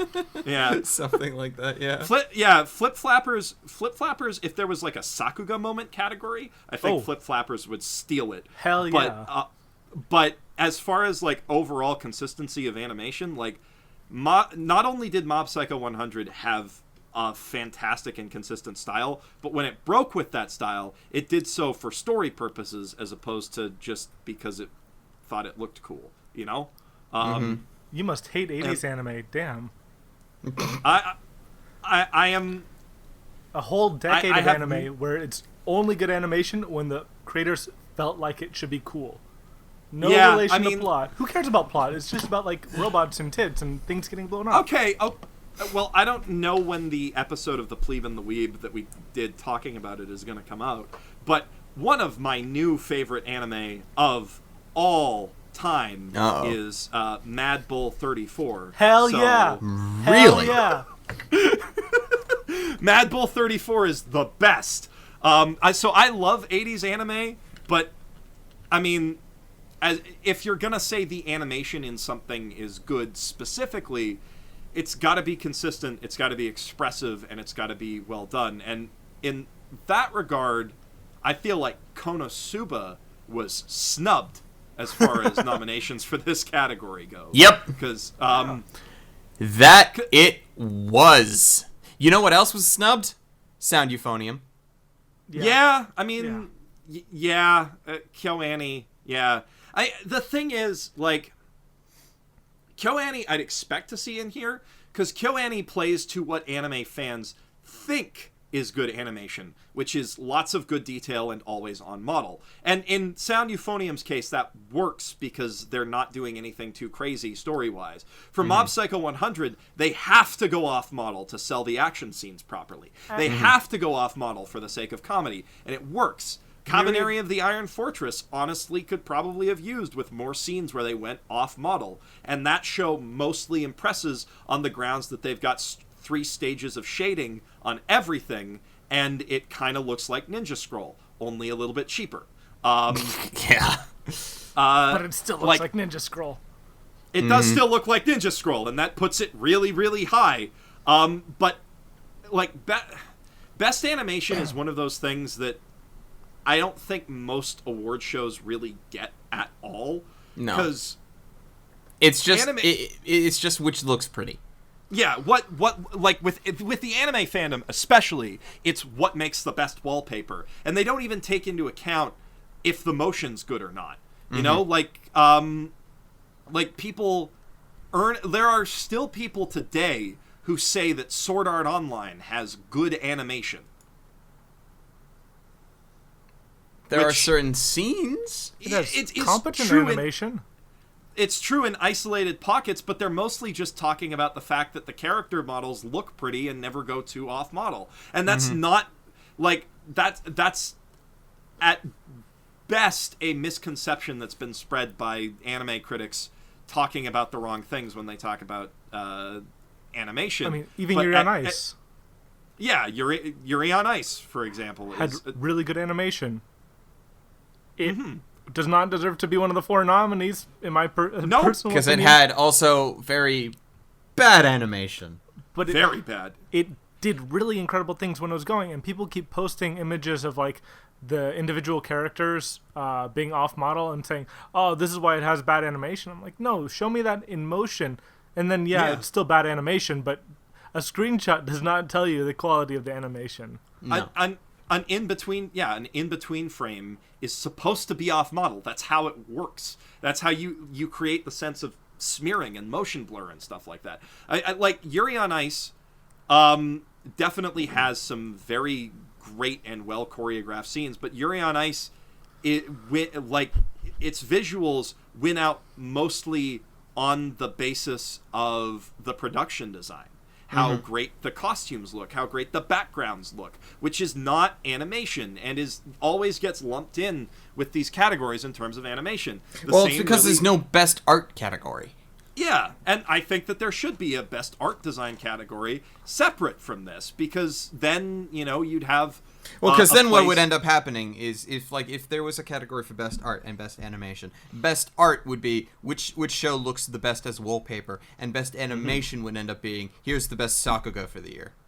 And I think best Sakuga for the year isn't necessarily the best way of putting it either, because but that's just what would end up happening. Yeah.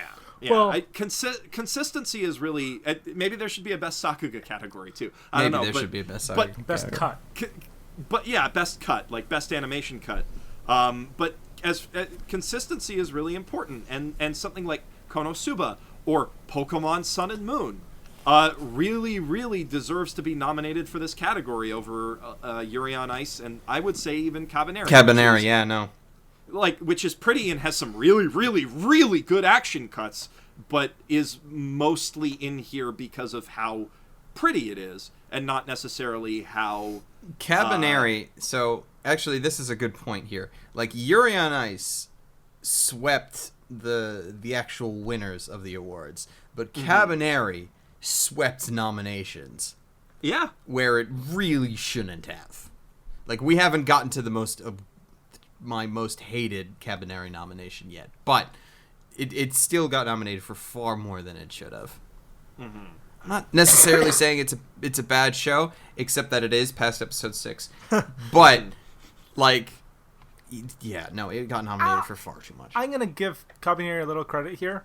It did a lot of things really, really well, and it captivated an audience for a reason. But yeah, I mean, I didn't even like it that much. But real quick on animation, before we move on, there's two things that were absolutely missed. Sound Euphonium would have been my vote, but I gave Mob Psycho it because they're actually pretty close in my mind, and I'd probably maybe go Mob Psycho in the world. But Cultic 9 and oh my gosh, did I already forget it? Myriad Colors Phantom World were two series that had exceptional both direction and animation.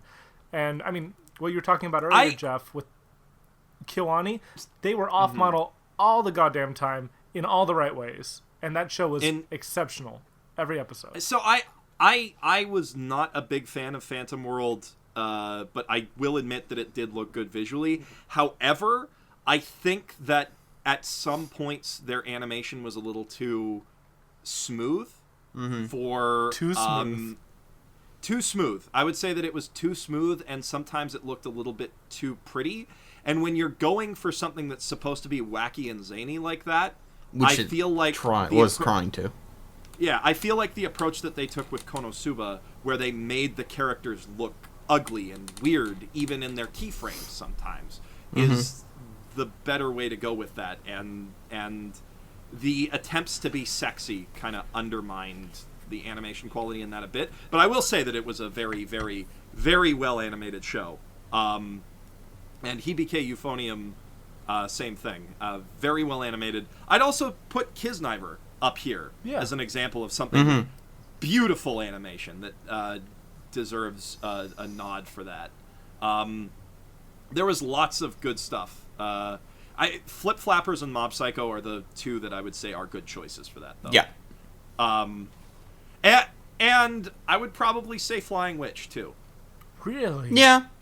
Or Flying Witch because of the kind of show that it was, it had good animation, but there was a lot of just kind of lax animation. Not so much that it was lazy animation, but just that there wasn't much happening. But that's just kind of the nature of the show. Because it is a lot of people sitting around. And Mob Psycho 100 did people sitting around talking a lot better than that. But or Flying Witch, the scuba diving one. I'm blanking. Amanchu. I'd probably IG. say Amanchu. Yeah. Ghost in the Shell. Sorry. Yeah. Ghost in the Shell and scuba diving. Yeah, Ghost in the Shell and scuba diving. Which technically they've already done before. they've already done a scuba diving anime before. It was called Real Dive. It wasn't that great. Nobody watched it. But yeah. Great opening, though. Go watch the opening for that show, but don't watch the show itself. But yeah, Amanchu and Flying Witch are two... Like, they are close to the pinnacle of that really nice production design, animated well sometimes style. And as long as we are lumping all of that stuff together, I would say that those deserve at least an acknowledgement. But when you split them apart, I'd say that they go into production design or maybe Sakuga moments. Because the first time that I'm blanking on her name, the witch takes off in Flying Witch is something really special.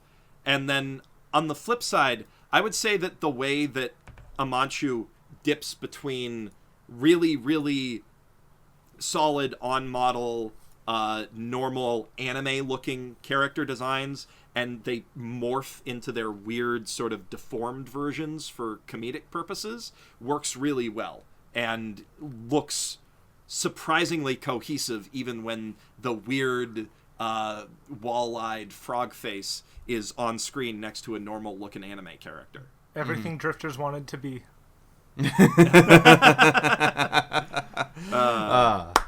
Bravo. Yeah. Okay, the next category is Best Fight Scene. Also, I think it goes without saying that in any category where we say Yuri on Ice is in it, Yuri on Ice won. Yes, it won every category it was nominated for. Yeah. So, Best Fight Scene was something I did a video about that got taken down because certain anime studios are dickbags. But that I did a video about it, and I think that video might have actually influenced the voting to some degree because my pick out of these 4 nominees was the thing that won, which was Shigeo versus Koyama from Mob Psycho 100 episode Honestly, 8. I don't think that was the best fight scene in Mob Psycho. I would say that Reagan versus Olive Claw is a little That bit was my better. nomination. That was my nomination because I thought that was fucking amazing. You could also argue that Reagan versus Olive Claw isn't really a fight scene, it's a debate scene that involves fighting to make a point. I love Ace Attorney. Yeah. Yeah. It's oh man. Which also did air last year, and I nominated it for something later on, and got nothing. Phoenix, Not that it was that good of no. That it was Ace Phoenix Attorney Wright was. But yeah. Phoenix Wright was depressing. Hey, there's another good best couple. Phoenix and Maya. They're not a couple. Bro. We're allowing headcanon. That's true. We're allowing We are allowing headcanon. Headcanon. So Phoenix and Maya, best couple all time. Gonna keep I forgot that's that a Ace. bad ship. What? That's a bad ship. I picked a bad ship. Is that what you're saying? I'm saying it is a bad ship, whether you picked it or not. I'm gonna fight you on that. I think they're perfectly horrible together. No, Do you know what I love about the Ace Attorney anime? What? It did better on Japanese TV than every single late night anime. Really? Yeah. Maybe we'll get a second season then. That's actually good. It's more likely that because it wasn't a late night anime. It was like an 8 o'clock at night anime, and so more people in Japan watched it than all the stuff you love. Yeah, and But do you know? No, but do you know who's actually the better couple from Ace Attorney? Who? Edgeworth and Francesca. At Francisca von Karma? Yeah. Nah, bro. Edgeworth and yeah. Gumshoe. Edgeworth and Gumshoe. Come on. What about Phoenix and Edgeworth? They have matching phone charms and everything. No. Phoenix and Larry, OTP forever. Clearly. Yeah, but do they have chains together? Are they chained for life in the opening? No. They're so gay. I love Best is the parrot and judge. OTP. God. Best fight scene. Us talking about Ace Attorney. Yeah, best fight scene. Objection. I mean, Ace Attorney is just sad. Ace Attorney was depressing. We should do an Ace Attorney cast in a little while. Yeah, because oh man, I have so much passion for that series. It's one of my favorite video game series, and I still haven't played the most recent game yet. I've been saving it. Yeah, I need to finish up the most recent game too, but it's a very not good anime adaptation. Until Did you watch it's the okay. whole thing? Yeah. I watched the whole thing, and it got much, much, much better to the point where it was a completely different show around the Steel Samurai arc, and then it kind of vacillated between good and meh. Just like the games. That's Hey-o. Okay, we're gonna fight. We're gonna fight now, Miles. That's gonna be the best fight of the year. I didn't like Geoff- all the cases in the second game, and so when they came around in the anime, I'm like, oh, this is that case. Okay, yeah, no. If you're talking about the second game, yeah, it sucks. The whole of the second game sucks except the last case. The last case made up for it, yeah. Yeah. And then they didn't get to the third game, which is the best game in the whole series. But we should really be talking about fight scenes. So I'd like to point out that there was the nomination for Iron-Blooded Orphans, which I was not expecting, but I actually thought that was kind of nice of them to include something from episode 32, and not just continually repeat something that we've seen like 50 bajillion times already nominated here elsewhere. Yeah, I mean, Iron-Blooded Orphans is my girlfriend's favorite show. It's her favorite anime that's airing right now. So I got into it recently, and man, does it deserve that nomination. Because the action in IBO isn't just great, it's better than most Gundam series. They really, really get down and dirty with how they fight. And that scene in particular is really, really good.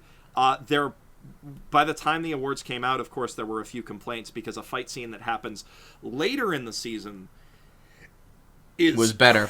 Cray. But that probably wasn't out when we sent in the nominations. So. No, it came out like December 25th. Oh God, no, no. But that fight scene, which I'm not gonna spoil. Have you seen all of IBO, Tristan? No. I've seen maybe up to episode 5 of IBO. Oh, I know nothing. So IBO does a really good job of escalating and then bringing it back down and escalating again as the storyline goes on. And the ending fight of IBO, the first season, is intense, and this fight from the middle of the second season blows it out of the water. So they are escalating that well. I said Mume versus the Kabane is it's because Cabaneri has to get nominated for everything it can. It's a really cool action scene. It's just no story basis. And then Deku versus Kachan, while that is a really good and emotionally charged fight, does not need to be a full episode long at all. It was one of my nominations. I rather enjoyed it. I think that's fair. Like, if I had been doing the nominations for this, even though it wasn't out yet because I've read the manga, I would have been Kira versus Josuke. I haven't watched it. I'm just laughing because it's JoJo. Or Kira versus Ambulance, which is one of the one of the greatest fight scenes of all time. I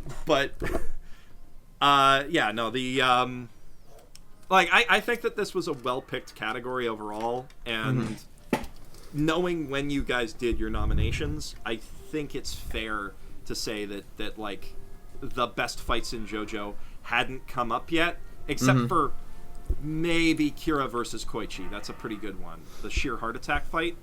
But, I can see these being picked over it. I just... Disagree. Yeah.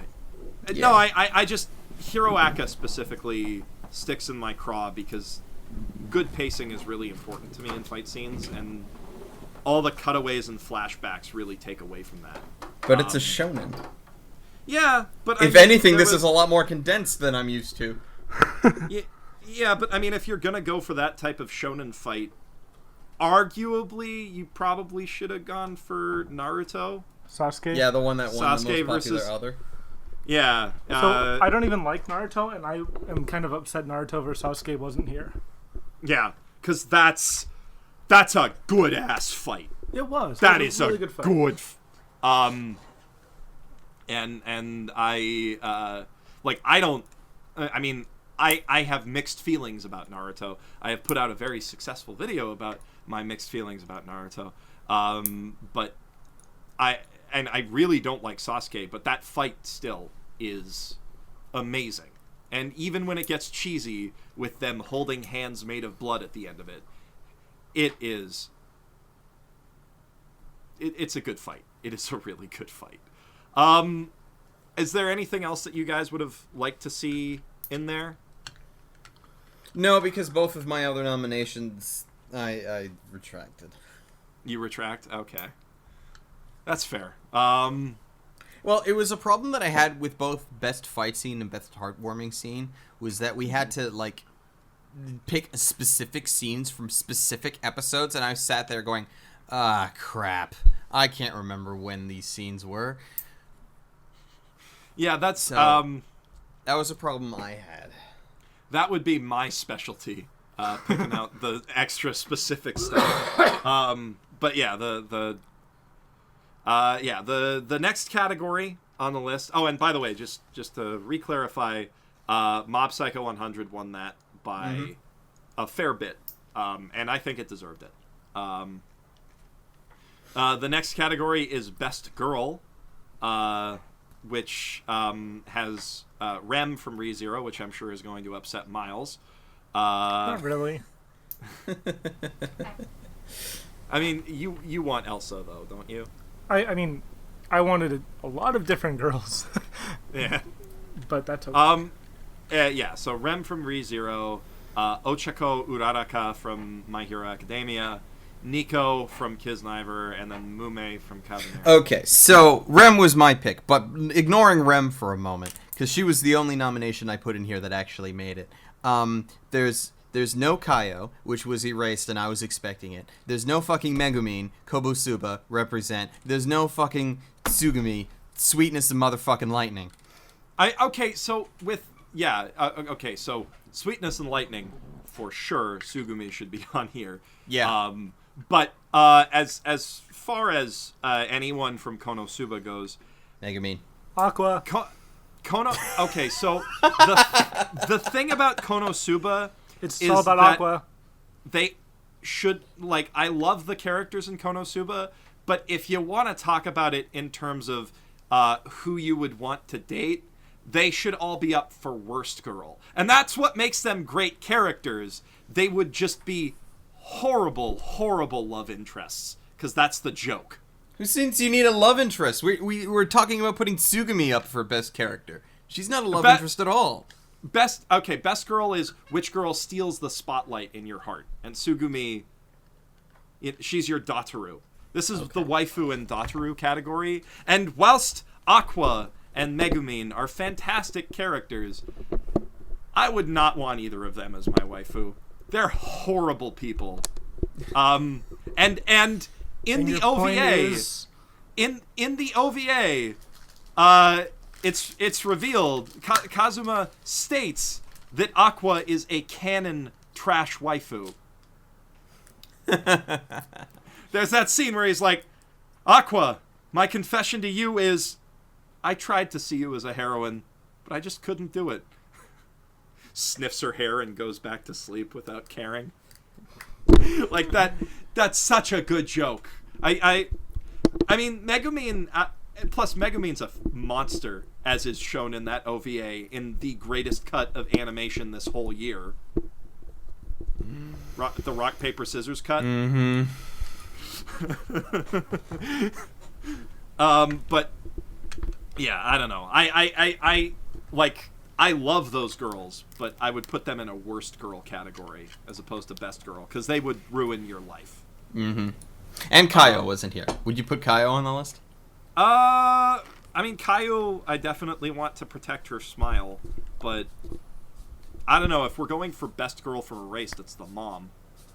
Yeah. Oh, that's fair. I will agree with that. I mean, where's Fujiko is my question. There's a Lupin series that came out in 2016, so where's Fujiko? Fujiko Mine. Yeah, Fujiko. Where's Rebecca, honestly? Fujiko would just, like, win best honorable mention, because if this was an every year thing, she would win every time she got in, and then people would just get tired of it. And it's like, we all know that Fujiko is going to win. Let's give other people a chance. Nah, I'd never get tired of it. And as far as Hiroaka goes, I don't know. I'd kind of pick Frog Girl. Yeah, no, that was my thing. If I didn't nominate anyone from My Hero Aka in this, but if I did, it would have been her. Yeah. And then where the fuck is Maya?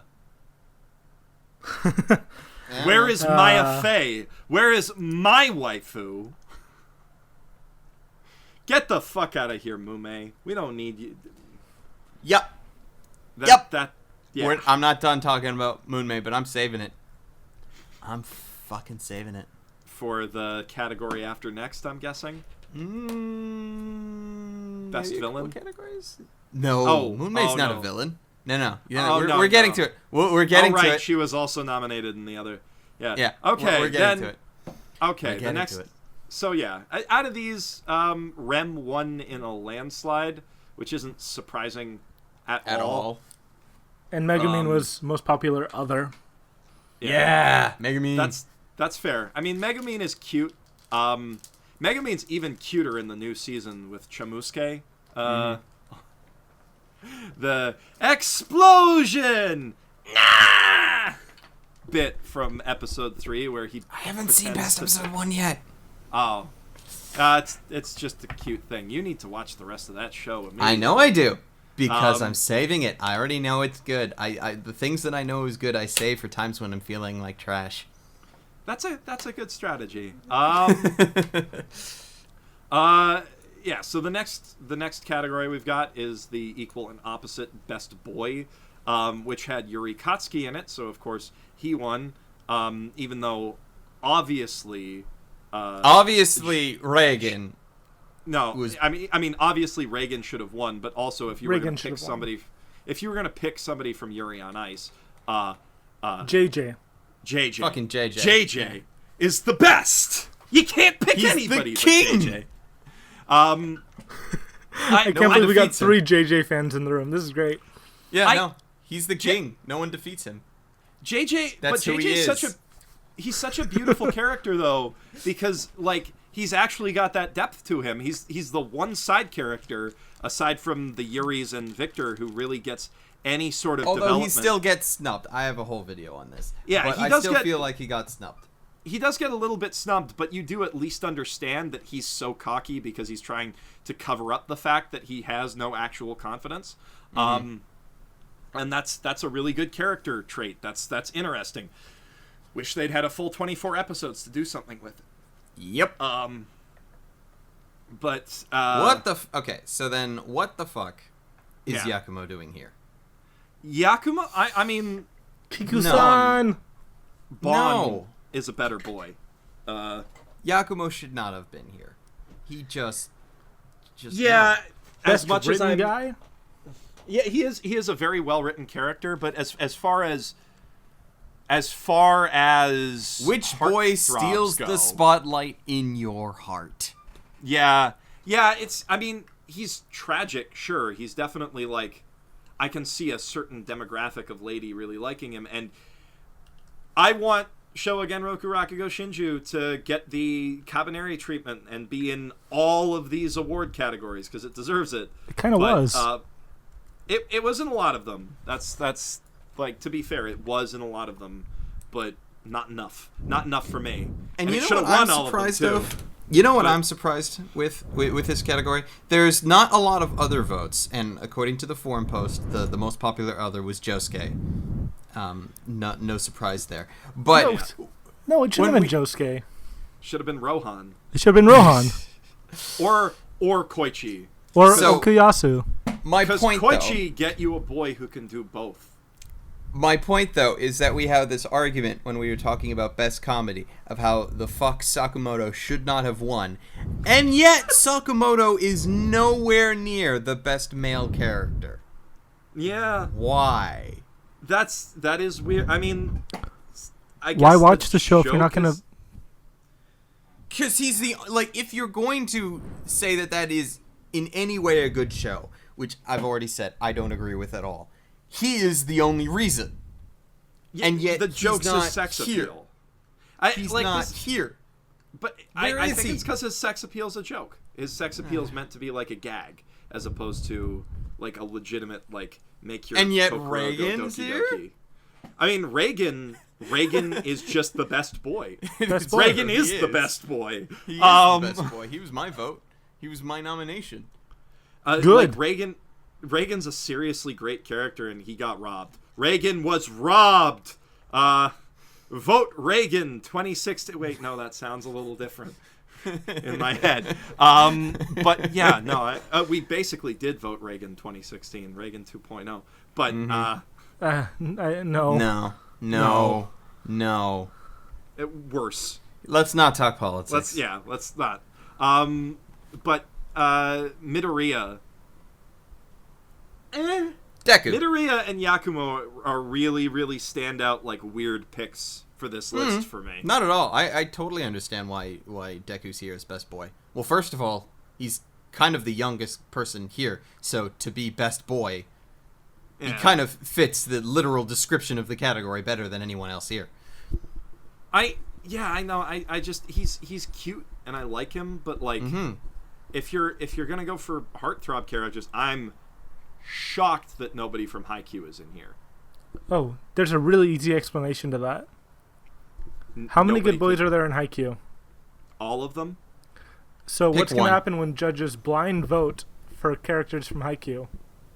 All of them are going to be nominated, and nobody. All of them are going to individually get one vote. So collectively, nobody from Haikyuu gets nominated. It's the same problem JoJo had, because I could very easily argue that Okuyasu and Rohan deserve it, but you could easily argue that Josuke and Koichi deserve it. You could probably argue that Kira deserves it too, and Hayato for that matter. Sure. And yeah, that I guess that is kind of a problem with the nomination process. Blind voting or blind nominations, as we had. Is that you end up with it's hard to reach a consensus on something that has a lot of individual good points. And yeah, like Haikyuu is. Although it is surprising that, considering that we did blind votes, that Reagan made it here at all. Yeah, but Reagan is the best boy. He is, but it's still not necessarily what you would have stereotypically picked. Or at least most people, I would have assumed. Yeah, yes, but... The reason why I put him here, because not only is he best boy, but because I already put Mob in a different category. And I was like, well, Mob doesn't really fit here, and I didn't want to give him two things. I put Deku here, but that's because I didn't put Deku elsewhere. So for Reagan getting put here, me putting him here is A, because he was the best fit for this role, but also because this was the only fit for him, period. And I didn't feel like anyone else from Mob Psycho really fit the category at all. Well, I think the reason that Reagan sort of comes up from behind to take this for anybody who's seen Mob Psycho is that, one, he's so eminently charming, and then two, he's like a surprisingly good role model, you know? He's a morally upstanding character who seems like a sleazeball. He fakes you out. It's like the opposite fake out of the teacher from the spoilers from Spoilers show, for anybody who hasn't seen that particular show that I'm talking about that involves a teacher. You guys know the one, right? That I'm talking about when I say that? And Cars? Oh no, I just spaced out. I'm sorry. I have no idea what you're talking about, and I'm being completely honest about it. So Reagan is kind of the inverse of the teacher character from a certain show that saying what that show is in this context would spoil it, but it involves cars and water and a seatbelt. Gotcha. Yes. Yeah. I'm drawing a blank. We're gonna have to talk about it anyway. You can just spoil type it. Type yeah, it. okay, fine. So yeah, I've already spoiled the biggest plot twist of the year in Oji-san and Marshmallow, which by the time I got to spoiling that plot twist, you could have watched the whole show. But yeah, okay. Spoilers for Erased. The teacher's the bad guy. So, I dance around that because some people would be upset at me for saying right. Yeah. That's what we were talking about. But you were talking about freaking cars like it was a big part of the entire show. No, it was just a big part of that one episode and that little bit. That's why I was confused. I was like, cars? I was And thinking water. JoJo's. Initial D didn't have a season this year. Yeah. But yeah, so Reagan's kind of the inverse of the teacher character, where he seems like a scumbag, and then it turns out he's a nice guy. Whereas the teacher character seems like a nice guy, and then it turns out that he's a serial killer. Spoilers. Yeah, spoilers. Bit late now, but yeah, I mean, I tried not to dive into it, but sorry, Erased fans. I mean, you had a year. There's a whole argument about how it's not really a mystery and his identity's kind of obvious from the beginning, but that's, And I will make that argument. Yes, I will make that argument too. We should rehash that argument with Digi sometime. But yeah, then speaking of moving into the Villain of the Year category, and I don't Which know, is a horrible category, to be very honest. It kind of is. I mean, it's got... No, because I haven't even fucking seen Diamond is Unbreakable, and I already know that Kira is the only worthwhile person here. Well, I mean, Yoshikage Kira, he almost won, right? Like, he almost won. Barely. And to be fair, the person who beat him is the only other good nominee, really, on this list. Really? Even then, I don't even think he's that good of a nominee. I don't think so either. I say that having almost nominated the guy. I didn't actually, because I didn't want to. But it was like there weren't many villains. When I was trying to come up with villains for this fucking year, I put in Manfred von Karma. Yeah, Manfred von Karma is a good villain. He's a good ass villain. And he is not in that adaptation though, but he is. I mean, if you're going for villains, also for Best Boy, for that matter, how the heck is Beetlejuice Romani Conti not sweeping these awards? Like, Beetlejuice should be in here. He's not interesting. He's got great screen presence, which is what Yashiro. By the way, part of the reason I was making that big deal about spoilers is as a joke about the warning spoilers for Erased below thing that's all over this page. But like Yashiro, the only reason that I think he succeeds for me as a villain is that his sort of transition into hammy, cackling supervillain status, he really owns it. He really has fun with being like the bad guy and taunting the heroes, and that's like 100% the appeal of Beetlejuice, is that he's just a complete nutburger. I don't think, like, Kira got robbed though. Kira deserves this spot hands down, and the one who deserves it least is Biba. Yeah, no, Biba should not be here. Yeah, it's insulting that Biba's here. Mm-hmm. And I know why he's there, because fucking Cabaneri was sweeping everywhere. But Biba had one good trait, and it wasn't even his character. It was the fact that Mamoru Miyano did his voice. And even then, it wasn't Mamoru Miyano at his best. At all. At all. Yeah, no, he kind of phoned it in. He did. Like, if you compare Mamoru Miyano's performance as Biba versus, like, fucking JJ from this year, yeah, JJ didn't even have many scenes.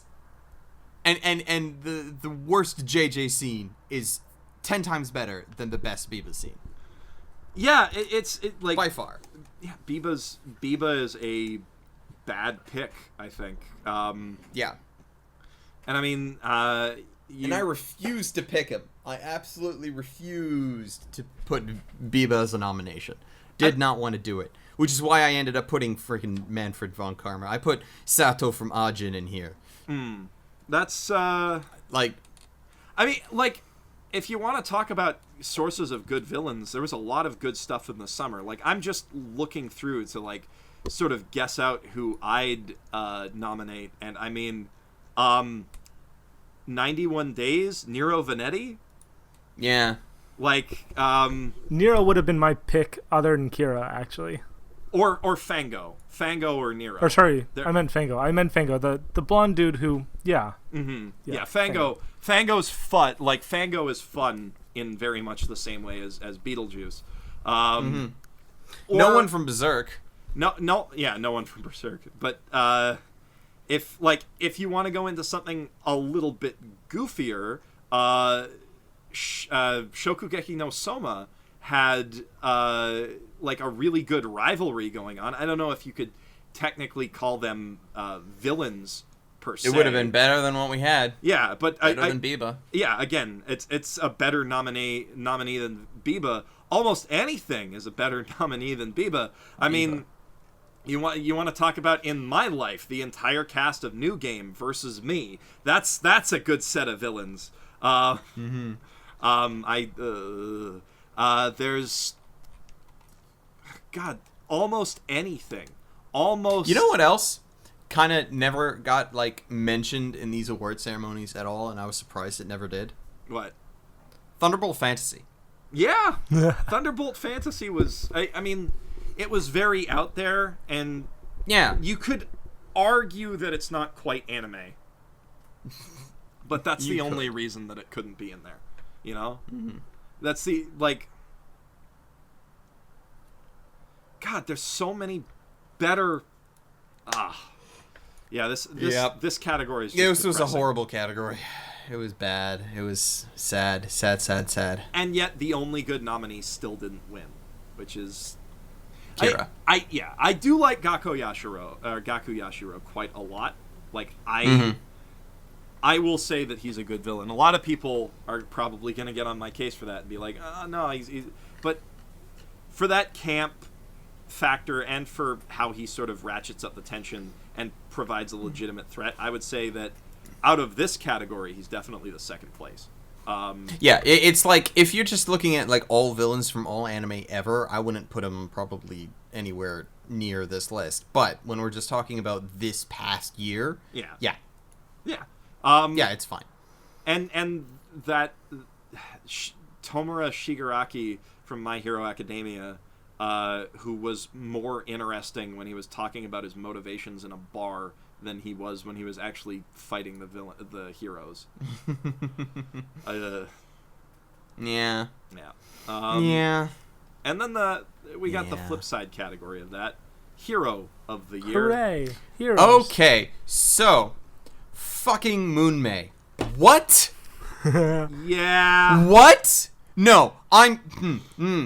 See, everybody else here, I even if I don't like 100% agree with it, I understand. I'm fine with Satoru being here. He wanted to be a hero. I'm fine with Mob being here because even if he was apathetic towards basically everything, he ended up being a hero. I'm fine with Deco here because he's the main character in a show called My Hero fucking Academia. Moonmei? She was a damsel in fucking distress half the goddamn show. Moonmei helped in killing like 30,000 people. Yeah. She did. Huh. It was all her fault. She's complicit. Her brother complex was dangerous and stupid, and why the frick is she here? She should not be here. Yeah. Should not be here. She shouldn't be anywhere near this list. No, not at all. Like, on the one hand, if she's not on this list, it's a sausage fest. But on the other hand, like, she's not a hero. No, she's not. And she is not. Like, again, talking about like when we put in these awards, it was still fairly early on in the last season, and one of my nominees was Izetta from Izetta the Last Witch, which would have stopped this from being a sausage fest. And I think now, she's a good hero up until apparently it gets up terrible. until that point. I would even argue that nearing the end of the series, she is still a good hero. I wouldn't necessarily say that her character arc was that great, but as a hero, she was still good, even by the end. Even at the end of the show, I think she would have been a great nominee here. She wasn't.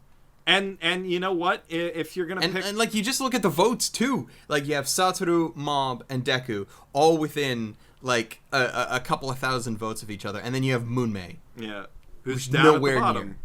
Nowhere near. Like Mob hit 24%, and he was in third place. Moonmei didn't even pass 10.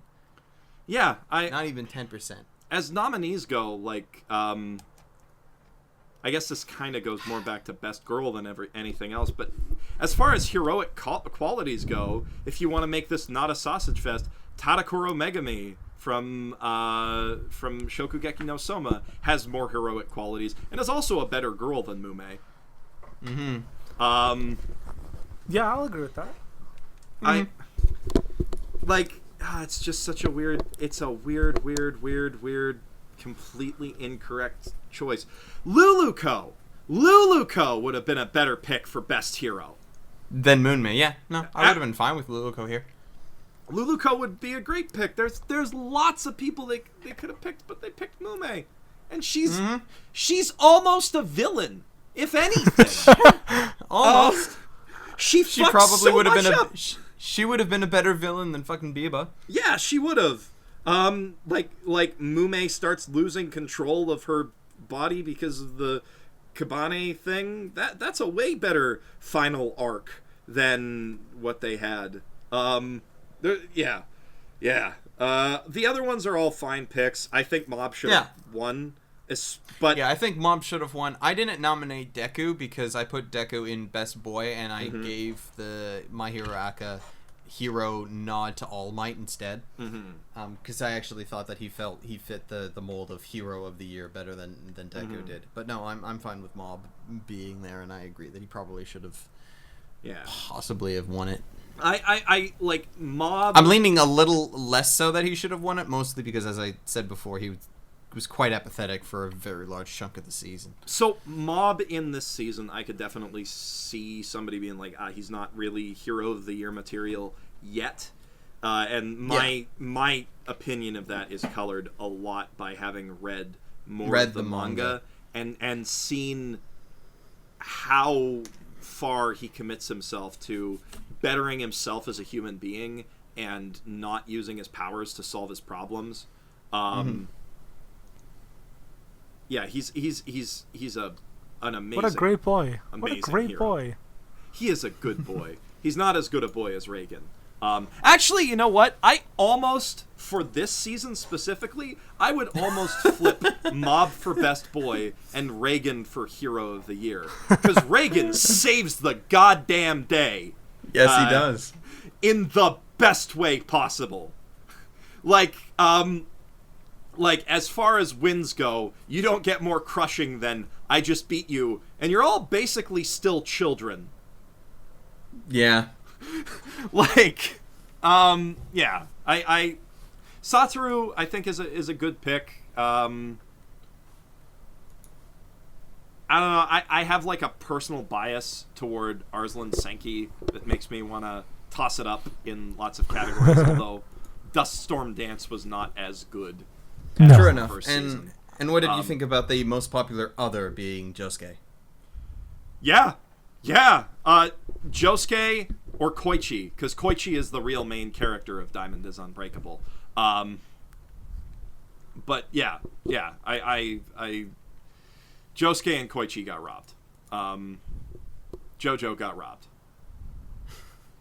Jojo got robbed in a lot of places. Jojo got robbed everywhere.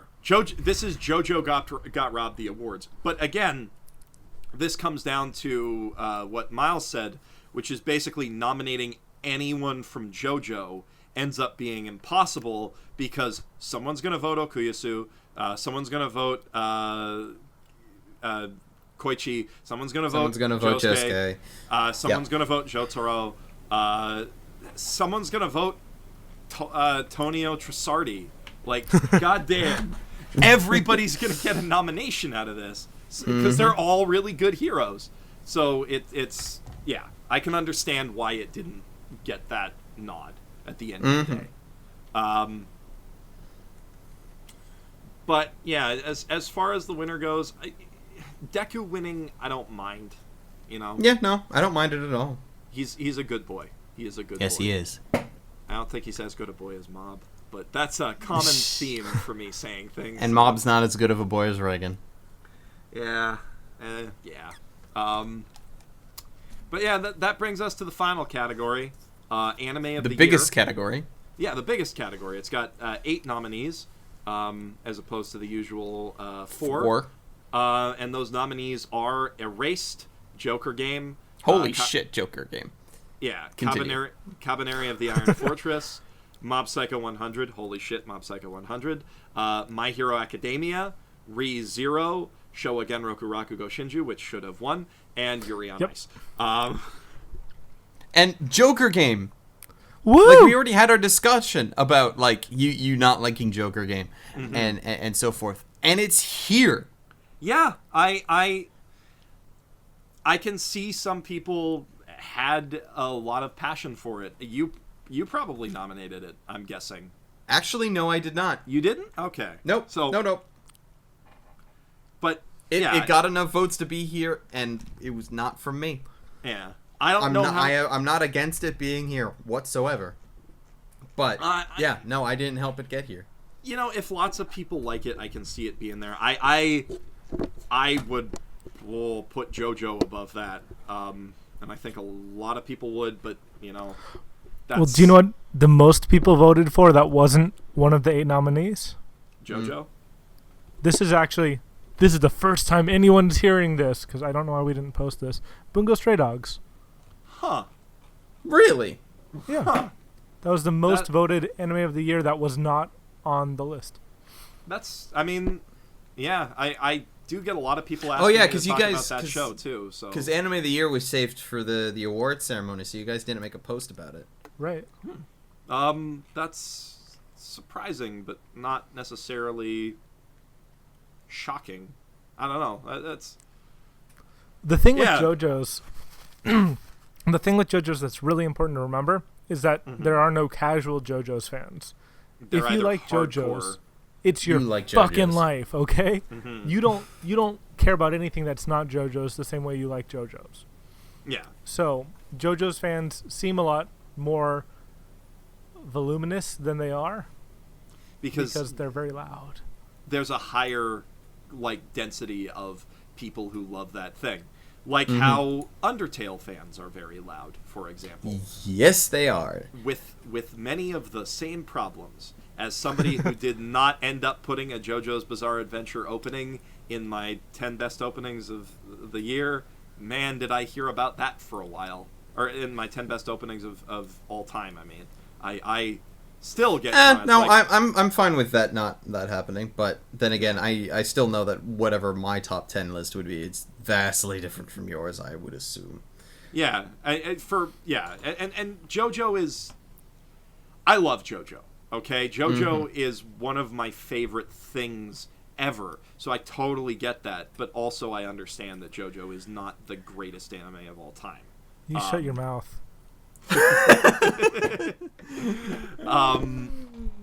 At least it's not until Steel Ball Run comes out. Steel Ball Run should win goddamn anime of the year when Steel Ball Run airs. Because from what I've heard, Steel Ball Run contains best JoJo of all time.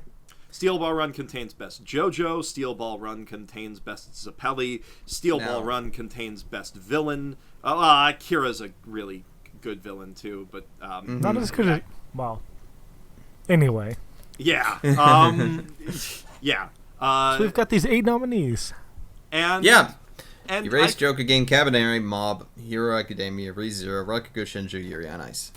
And I would say Cabaneri sort of sticks out like a sore thumb. Again. Does it really? It's more of a, by the time you reach this point, you've seen Cabaneri pop up in all the other places, and you're like, yeah, of course it's here. I mean, if you look at, like, what's the most popular anime, like, what the most people watched, if you look at, like, My Anime List or even pirate sites, Cabaneri would definitely be on the top 8. Yeah, as far as what the most people watched, for sure, but in terms of quality, it's also, like, a known factor that it has one of the harshest drop-offs of any series this year. Well, in terms of quality, the only one of my top 8 that's even on here is Rakugo. Yeah, I mean, Rakugo is the only one that really matters. Well, actually, no. Mob Psycho 100, I would also The only say. one that matters isn't even fucking on the list, good sir. Konosuba robbed. Konosuba was robbed of a spot on here. I don't know. I guess, like, there's going to be a lot of discussion about, like, There has been lots of discussions.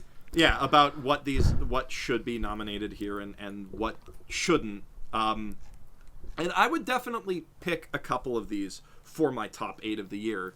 Specifically, Showa Genroku Rakugo Shinju and Mob Psycho 100 would be right at the top, because I love Mob Psycho 100. Something fierce. As much as I love JoJo. And that's a lot.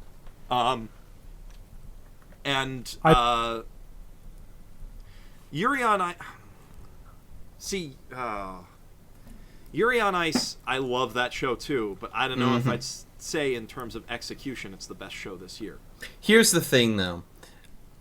I would put Yuri on Ice ahead, not necessarily like as best of year, but as probably, with the exception of with sequels coming out and that bringing things back into the public mind, Yuri on Ice seems to be the show that's most likely going to be remembered from this year.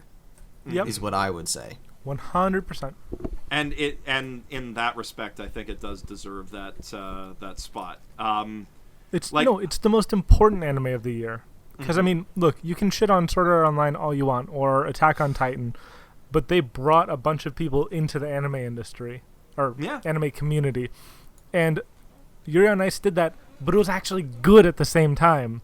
Yeah. Because, like, look, if you're looking at what's the flagship title, what's the thing that's going to convert new anime fans or bring old ones back or reinvigorate old fans, I would much rather have another 5 years of Yuri on Ice than another 5 years of Sword Art Online or another 5 years of Attack on Titan.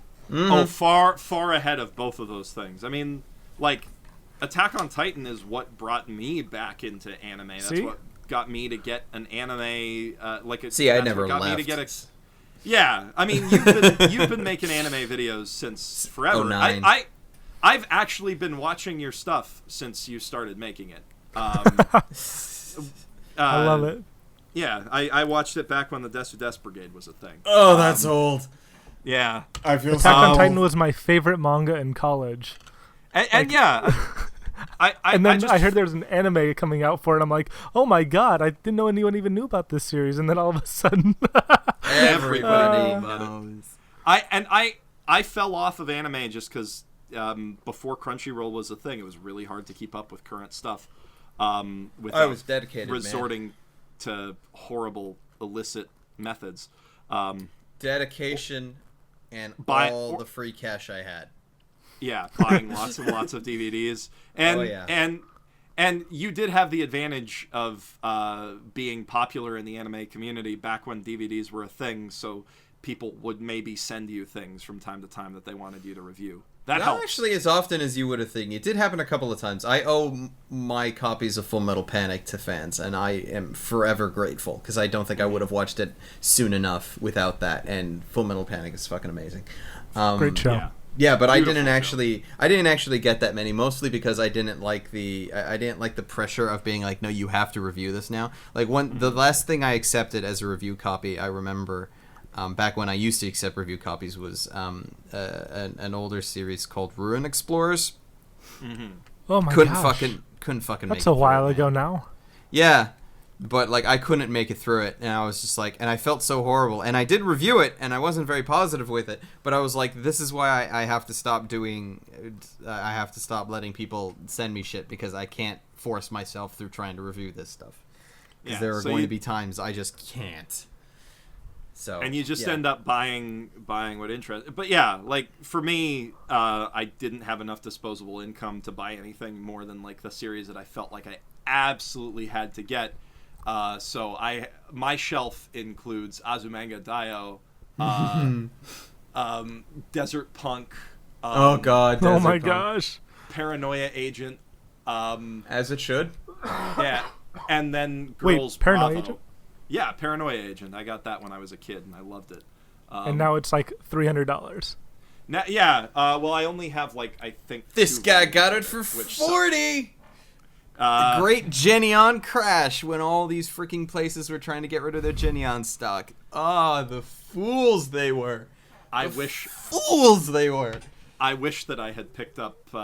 I wish that I had gotten the other 2 volumes of it because I ended up having to watch. I got all that for $30. I got the entire series of freaking Gankutsuo in the original fucking art box, $5. Ooh. Oh, I spent $40 on that. I spent $40 on that. That was a good year. That was a good year. I was unfortunately not on the pulse of anime during the crash. So, but yeah, I got back into anime with more than Attack on Titan. It was Fate Zero that drew me back in because Fate Zero was really, really good. But Attack on Titan is what set the stage for more people to be talking about anime, which helped. Exactly. Yeah, which helped Fate and a bunch of other stuff. But yes, but I would rather Yuri on Ice blow up than Fate Zero, or than Fate Zero or Attack on Titan. You know, I would rather get more Yuri on Ice every year. But and out of that, I would say that kind of deserves that spot for prominence alone. But other than that, my nominees for the year would be obviously Showa Genroku Rakugo Shinju and Konosuba. Mob Psycho 100 and Sweetness and Lightning. Yeah. It's JoJo brings it to 5. It's hard to narrow it down to just 8. You know, it's hard to even narrow it down to just 8 picks. But oh no, I got you. You ready for mine? I've got it open. You got yours open. Okay, I'm we go. thinking of these on the off the top of my head. So I guess that my final 3 would probably be, man, did I ever get hyped for the 3rd season of Haikyuu? Good choice. Amanchu or Amanchu is very sweet, but I guess my other picks would probably be Fune wo Amu and See, I didn't get around to watching Fume wo Amu because it was on Amazon. Nobody did, because Amazon screwed up everything. Don't say anything about that, Miles, because that's a conflict of interest or whatever. But blink twice if you...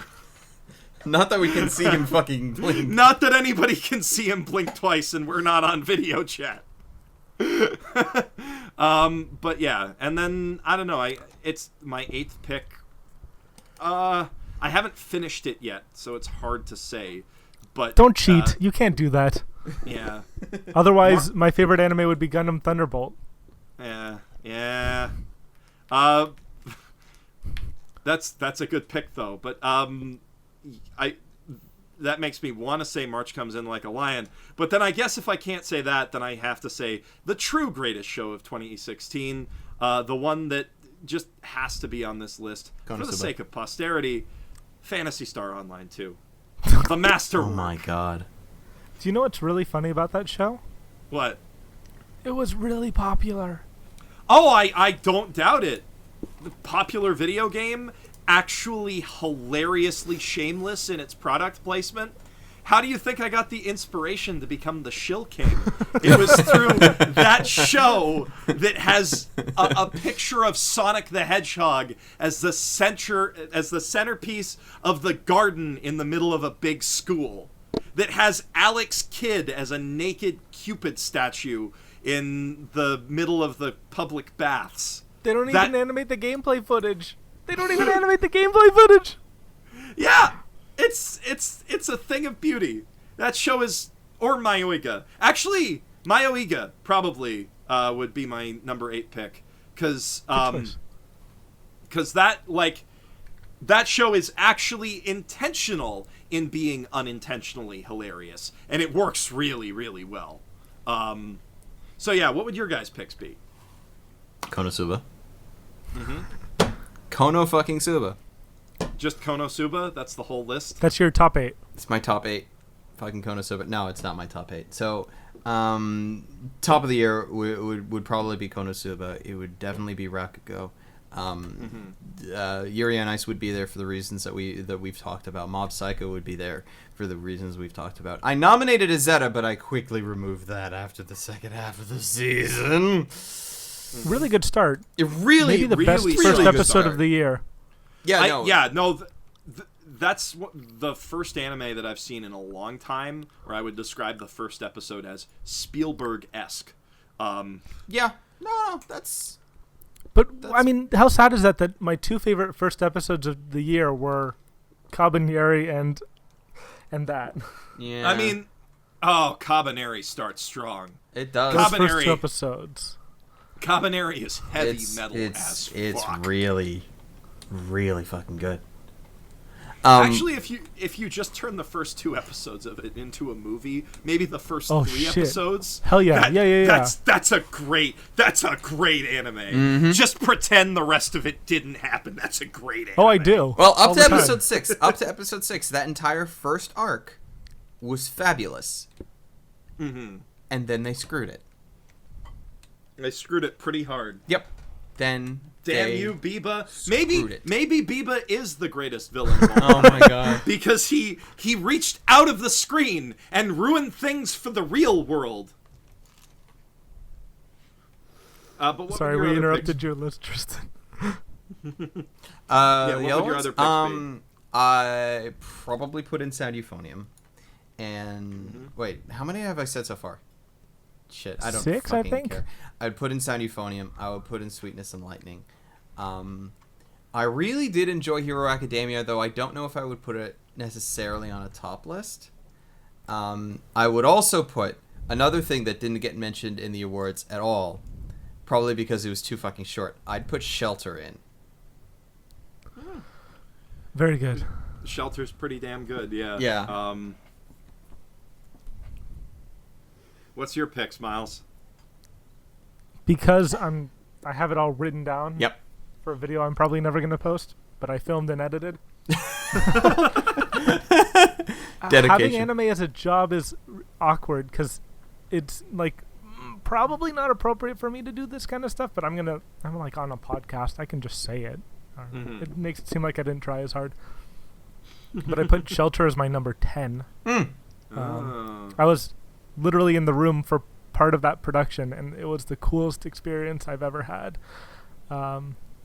Number 9 is Mob Psycho, and I only bring up my top 10 just because I want to make sure you guys know I love Mob Psycho. Yeah, Yeah, because it was really fucking good. I mean, it's my number 2, but I can understand it being a little lower for other people. I mean, as my long list as is it's also, on the list. Yeah. I mean, Yuri's on my list, but not in the top 10. Sorry, Yuri. My list is really personal. Like, 8 is Tonkatsu DJ Agetaro, because it was the best shonen anime of 2016. It's a really Like, good... yeah. I'm really serious. I love that. I'm glad you've even seen it, actually. Yeah, I've only seen a couple episodes of it, but it's fun. It's really fun. I should binge watch the rest of it. But, You should.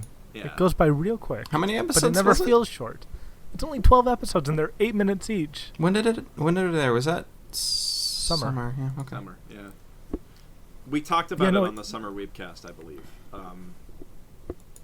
Studio Dean made only good anime in 2016. I can't believe it. Yeah, which is surprising for Konosuba, Dean. Shogun Roku. They're a new place. They're a new world.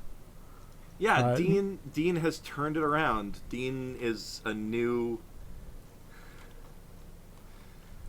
It's a whole new world for them.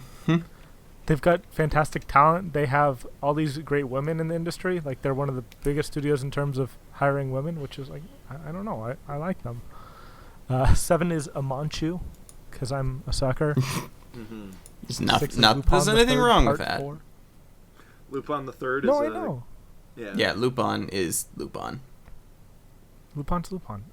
No one likes Lupin. I'm so What? sorry. Lots of no, people like it's true. Lupin. No one actually likes Lupin. No one. That It's just Lupin fans. I haven't had time to watch all the old episodes. Is my problem. I would What- never and try, now- and I never have. Well, I have to a point. There was one time I was at a convention with Prof, and he brought like the discotheque release of original Lupin, and we just sat there and watched it for like 5 hours. See? That sounds wonderful. It was wonderful. It was great. And you don't have to watch all, I mean, I haven't watched every episode of the old Lupins. I've watched a lot of them. Well, that's because probably there's a most shit of them. ton of them. Like it would take Wait, But it you would can take a just very long watch the time. good stuff. Wait. Studio Dean did Super Lovers this year. Mm-hmm. Was that actually good? No. No. No. So they also it's did good Hatsukoi. trash. They also did Hatsukoi Monster. They have done some bad stuff this year. Okay, Hatsukoi Monster is actually really funny until the last episode. Does it get uncomfortable in the exact way that you would expect it to? It is the entire show. Yeah, that's Yeah. the point. But It then is not a. Is it not the joke anymore? Is my question. No, it's always the joke, Okay. which is good, I think. You think? I would hope so. Number 'cause then- 5, number 5. Kurumukuro. Oof. No one watched it. Yeah. No one watched all the good anime of 2016. I don't I- understand it. I started Kuromukuro and then I just got bored. You got bored. Yeah, I'm sorry. Like, we watched everything. The problem with watching everything for the Weebcast, and I may have to reformat how we do the Weebcast in the future so that people actually have time to watch more of the stuff that they really like, is that when you watch everything, you end up It dropping all just stuff kinda that's not blurs. super gripping. Yeah. Yeah, the 3-episode rule becomes real when you try to watch everything. Yeah, no, the 3-episode You rule can't is even not. get there. Yeah, like I have the half-episode rule when I'm trying to watch every single show of the season. Is if I can't make it to the halfway point of an episode, I'm not gonna watch the rest of the show. Mm-hmm. You know? No, because I have to watch it all for work. Yeah. Yeah, but that's the thing. I mean, I guess I have to watch it all for work too. Yeah. It's hard to talk about stuff that I just feel is meh, you know? Yeah, no, I totally get that, which is why I try not to force myself into watching or to making a video on something that I haven't watched yet, only to watch it and find out, yeah, this is really meh. Mm-hmm.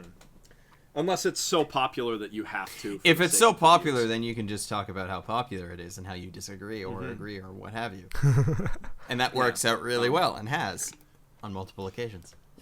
It's a good formula. Oh, yeah. It's good for business. Good for business. Great for business, especially if your opinion differs from the norm. Like Or if your Kurumukuro opinion being is- one of the best anime. Yeah. Or if your opinion is the same as the norm, and a bunch of other people differ from the norm who have lots of subscribers. Oh, Yeah. It's the a shame. Digibro. Yeah, it's just a shame that Sword Art Online doesn't have anybody who likes it at all. With that count, sure would be nice if somebody would come out and defend it. As Digibros pointed out, if anybody ever came out and said, "No, this show's actually good and I like it," and pointed out good reasons, they'd get 1 million subscribers overnight. I know how I'm making my YouTube channel. Hey, there you go. I but might yeah, do that. Just Because I did it. Well, I did the reverse for Yuri on Ice because everybody's talking about and how great Yuri on Ice is, and I'm like, yeah, no, it's great, but allow me to tell you some of the reasons why it's not. So maybe I could do the same for Sword Art, but I don't want to go back And to because you Sword did it- Art.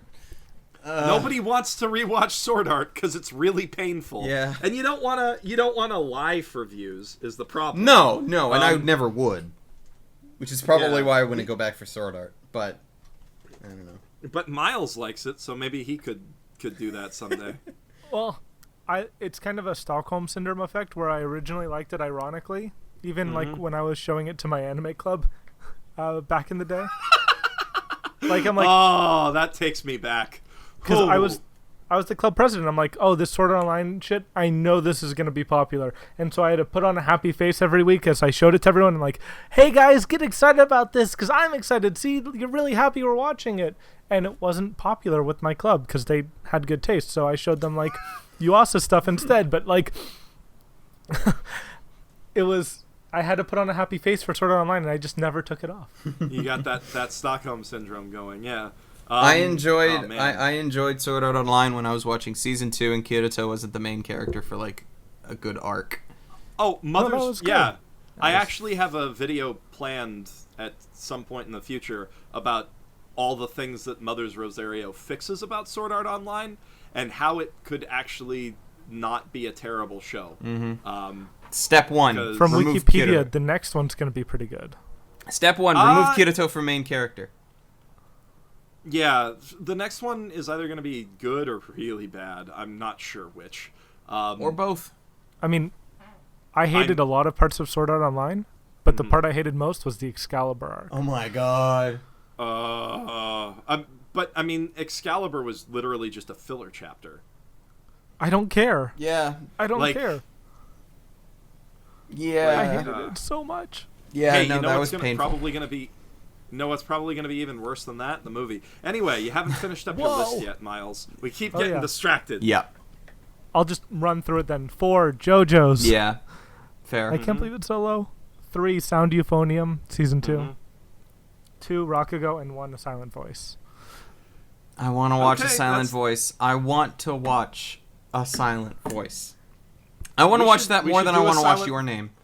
And I already talked Yeah, about we how should- I missed watching Your Name, and I'm really pissed off. I should fly to Scotland. Well, that's the you thing. should. You should actually fly to Scotland because Yamada is going to be there Well, fudge. for a screening. Yamada. One of the greatest directors of anime of all time. I guess I better As of start now. chilling so I get the money to fly to Scotland. You So, hit up do the you know company when- that's flying her out. Do you know when Silent Voice is coming out? Like in- I don't believe there's a Western release or a American or Canadian release yet. There's never It's- a Canadian it's available. release of fucking anything. Look, we live in it Canada. says Nobody that- cares about us. Wikipedia says September 17th, 2017. What? Oh, What? Wait, it might be... September. Oh, no, it's 2016. 2016. Okay, so yeah, no. I'm dumb. That's the Japanese release date. Okay. I'm a special kind of stupid today. Because it But- goes into the UK theaters soon. I'm hoping it'll be at the New York International Films Festival at the very least. if it is, let me know. I'd like to I see will it at point TIFF. of flying out to that. I wish it was at TIFF, which is the Toronto International Film Festival, but I don't think it would be, because chances are, if it was going to play at TIFF, it would have already played at TIFF. And Yeah. that the same goes for Your Name, which also didn't make it to VIFF, and that sucks. Canada's got some good film festivals, though. We have good film festivals, but the chances of anime showing up in our country at all are slim to none. We did get the Red Turtle. We got the Red Turtle. We got the Ghost in the Shell movie. Ghost in the Shell, the new movie, showed up in my local theater, and yet freaking Boy and the Beast did not. I did not understand this. Oh, Wait, you that's mean easy. the Arise movies? Yeah, the Arise movie. Yeah, Huh. that's really easy to explain. Which is? Ghost in the Shell's already performed well in Canadian theaters, so Yeah. Yeah, but it was the Arise film. It was a sequel to a show that not many people watched by comparison in the history of Ghost in the Shell. it says Ghost in the Shell and movie in the name. It doesn't matter. I guess. Like if you don't know about anime, which the average person going to watch anime movies in theaters is like, then like I don't know, man. Mm-hmm. That's yeah. I just want to watch a Silent Voice already. I can't say if that would win out over Rakugo Shinju, but From what I've As far- heard, it would. I think it's kind of important to like differentiate movies from TV shows. Though, Well, 'cause it's It's a higher budget, usually a higher production quality. And yeah. there's a higher bar for movies. With the exception of movies that are just recap episodes of the show. Yeah. Which are good, too. Can be, depending. I mean, the Madoka Magica movie was actually really, really well done. Which not one? The sequel. The recap movies, not the sequel movie. Well, the sequel movie my problem with was really not well done. My problem with the two recap... Love Rebellion. My problem with the two recap Madoka movies is that if you just look at pure, like, time length, you might as well have watched the show. You're only about an episode or two off as far as runtime. That's basically all it is. You're getting better animation. You're getting better... No. Well, you're getting better animation versus the broadcast version, not versus the DVD version. Or rather the Blu-ray rips from the series. Those were far better than the broadcast and are about as on par as it was with the film. And they still end up cutting a lot of stuff out from the original series because they had to cut somewhere and they cut from places they probably shouldn't have. That's fair. I mean, that was my problem with them because because I watched both of them in theaters, and then I moved away from Toronto and didn't get to watch Rebellion in theaters and had to wait until I bought a copy. And it was not worth that, was it? It wasn't bad. Oh, Rebellion's awful. But that's a discussion. Man, we keep going off topic. We keep finding discussions for another time. Yeah, we do. There's so much to talk about in anime. But right now we should be talking about the Anime Awards, and I guess we've talked about this. We've talked about each category now. Yes, we have. And I guess the big question is, how do you guys think that the Anime Awards performed overall? For a first awards series or a first awards show that Crunchyroll pulled off without any previous experience, I think it went really well. Not that there aren't major problems with it, and if these glaring issues aren't fixed next year, if they decide to do it next year, then I'll have problems. But for a first-year show, I think it did very well. And Miles? Hey, I got a lot of people watching my videos on Facebook and Twitter. It was something that the audience really engaged with and really, really was interested in. And I think that people were going to be incredibly upset no matter what the results, no matter what the method. I think that judges would have picked Yuri on Ice as the winner no matter what. And I think there are a lot of small changes that could have been done that would have made it better. And there are some big changes that I would like to see that I'm also fine if they don't happen. But I guess my point is I'm pretty happy with how many people got involved.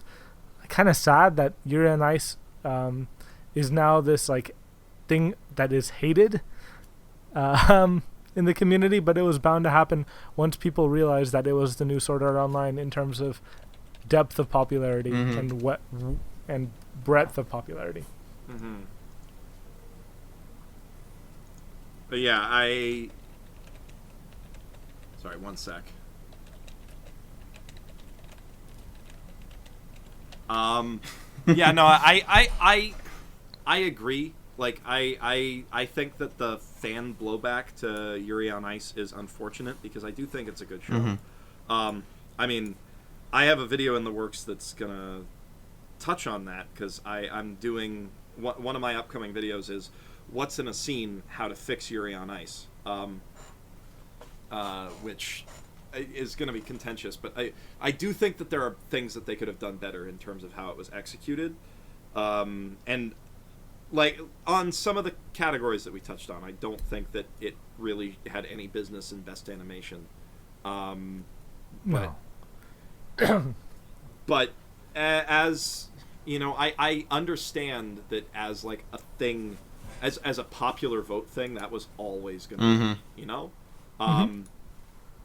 And as a anime of the year contender, it was a very strong contender that probably would have won with a lot of judges. I didn't know that it would win with every possible group of judges.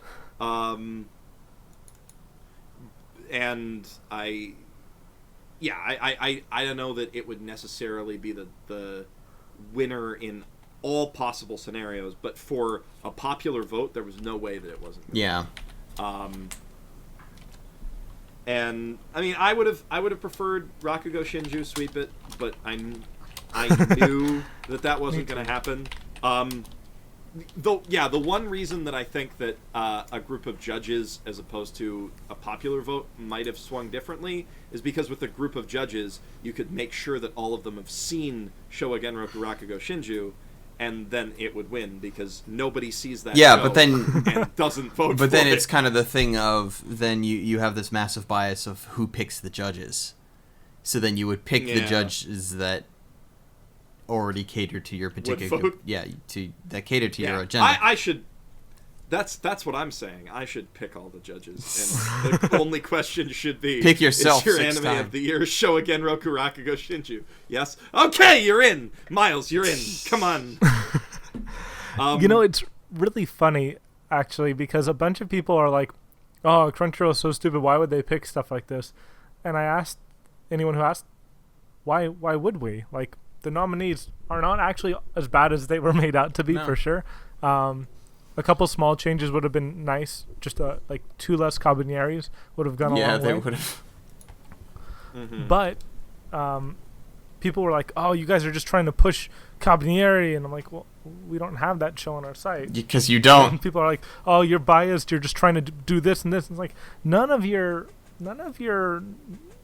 logic about us using this as some sort of marketing tool actually works that well. This is just like if a cool thing. If you were going to argue that the nominations was just shilling for Crunchyroll, like the only ground you have is for Mob Psycho's prevalence, but for Cabanieri, that's not a Crunchyroll series. For Hero Academia, that was a Funimation series, which, yes, there is the partnership now between those two companies, but still, it's not very Crunchyroll specific.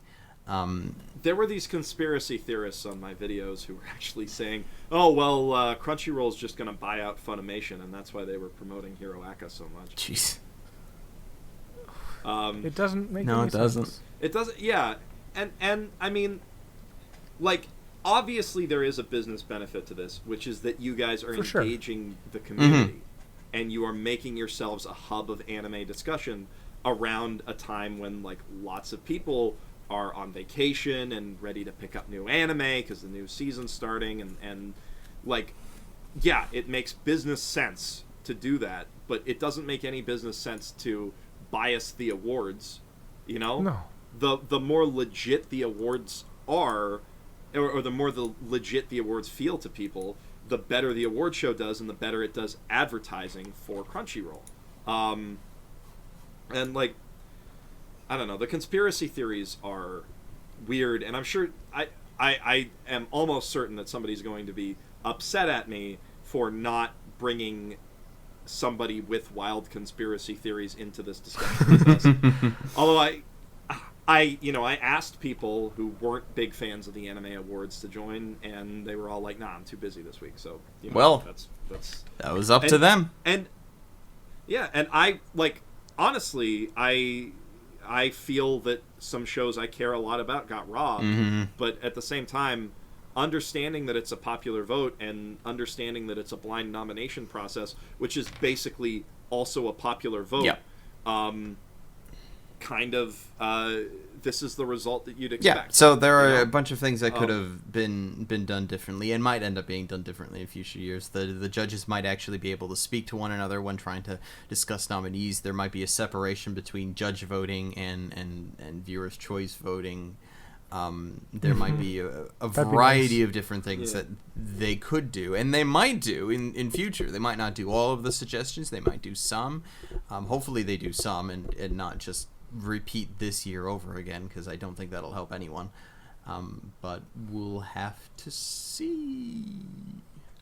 Yeah, it would definitely be good to have judge's choice and like audience choice, although that would be nice. It also kind of makes the audience feel like it lowers audience engagement a little bit, I feel like, because they feel like, oh, well, this is just the audience pick and it's not the real. Yeah. But yeah, it would definitely be nice to have some sort of judge-driven awards category. And although as a way of engaging the community vote is definitely the way to go. But my other thing that I would say to change for next year, and I don't know if it's the best idea from a marketing perspective, but from a award fairness perspective, pushing it out, pushing out the awards to February maybe, or March even. I think March is a bit too far. March is a bit like far, I understand why like, they did it when Oscar. I understand why they did it when they did, because a lot of people like online talk about their favorites of the year at the end of December, at the beginning of January. Even pushing it to February is kind of potentially stretching it a bit. Part of not the conversation. Yeah. But Oscar time is like Oscars are the only awards that do that though. Yeah. Yeah. Like every other awards comes out they're earlier, already done. and so do you want to be the first or do you want to be the last to do something? And do you want to be part of the conversation or do you want to be after it? Yeah, and that's kind of the thing is like from a marketing perspective, it makes the most sense to have the award show right at the end of the year. But then you do end up with the scenario. You end up with a problem of some of the shows that are being nominated aren't done yet. So, and so there's the chance that in some of the cases with my nominations, I put Azetta the Last Witch in like 3 or 4 places that it probably doesn't deserve now in retrospect, now that the series is done. And then also that there are things that didn't get nominated that probably should, because it wasn't actually out yet when we ended up doing nominations in early December. Because that's just how things ended up working out, depressingly.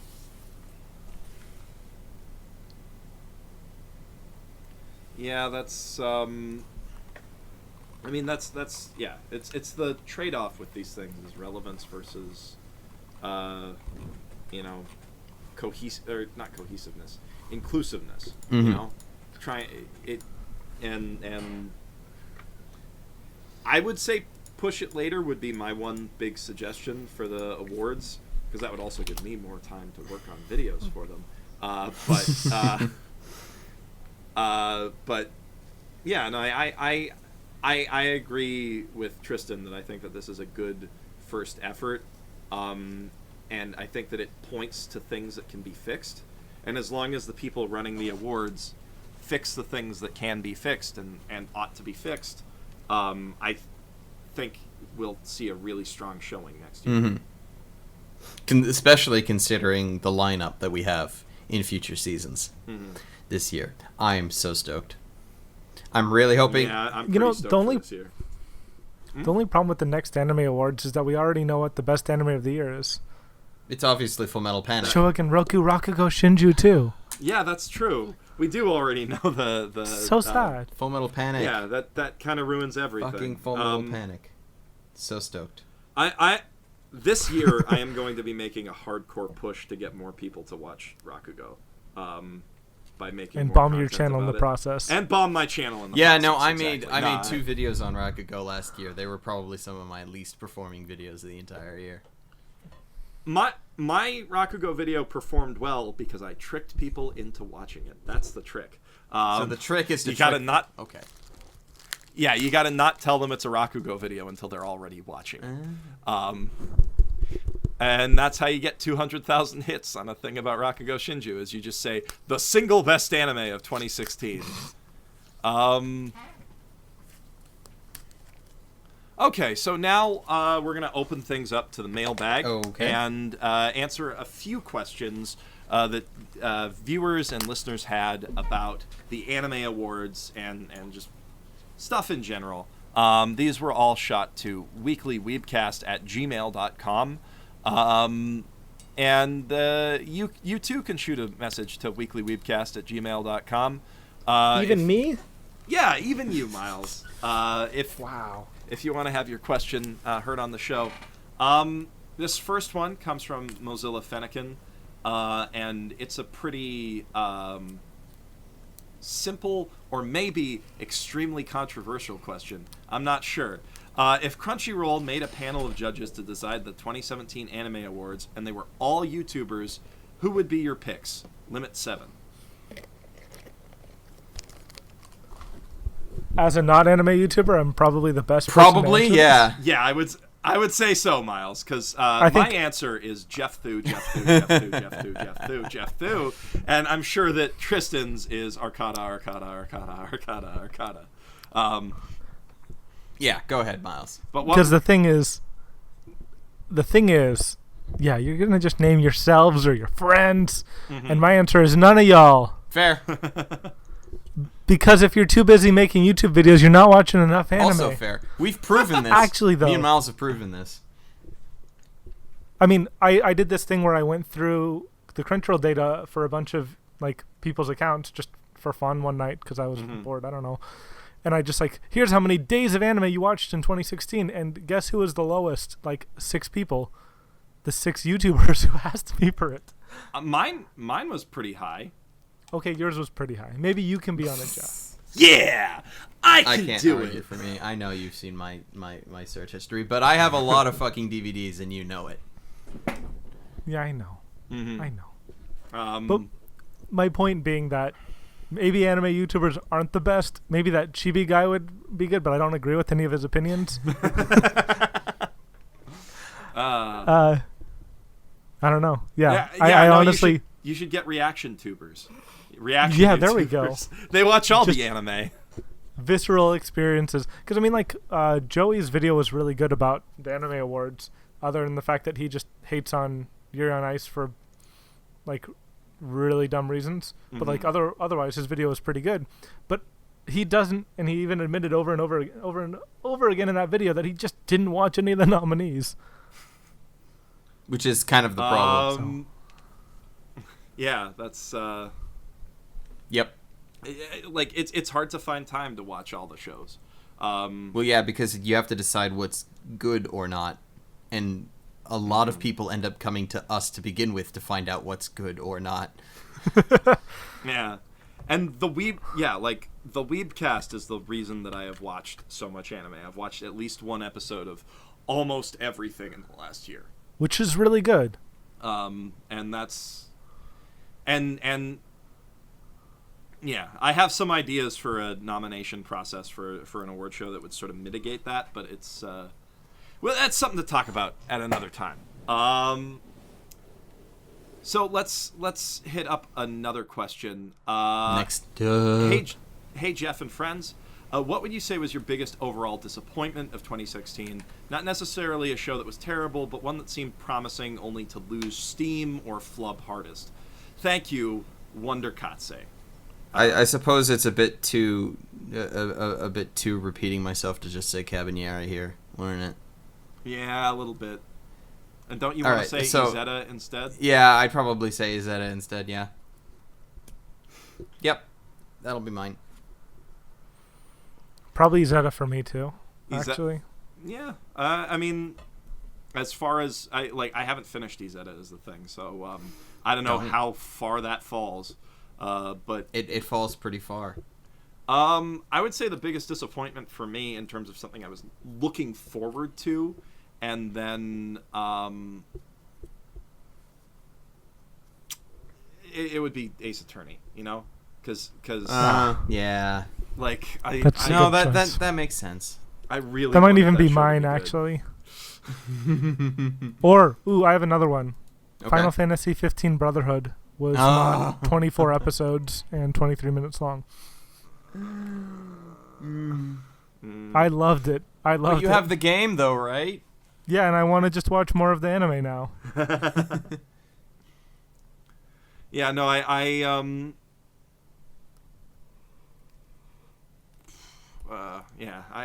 don't know. Ace Attorney, I love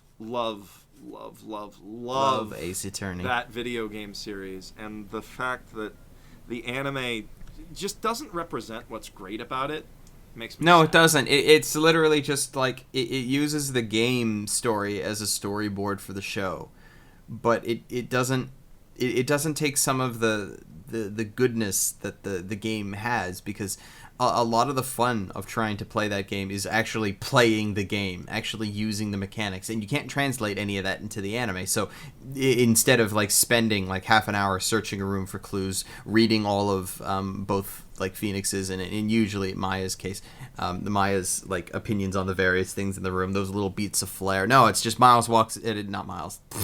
Sorry, Miles. That's okay. It is Phoenix walk into a room, be like, oh, isn't this a bit suspicious? Found this thing, and he leaves the room. Yeah, it's because it's like playing the game with a walkthrough. And yeah, the problem is that a lot of what's good about Phoenix Wright happens in your head.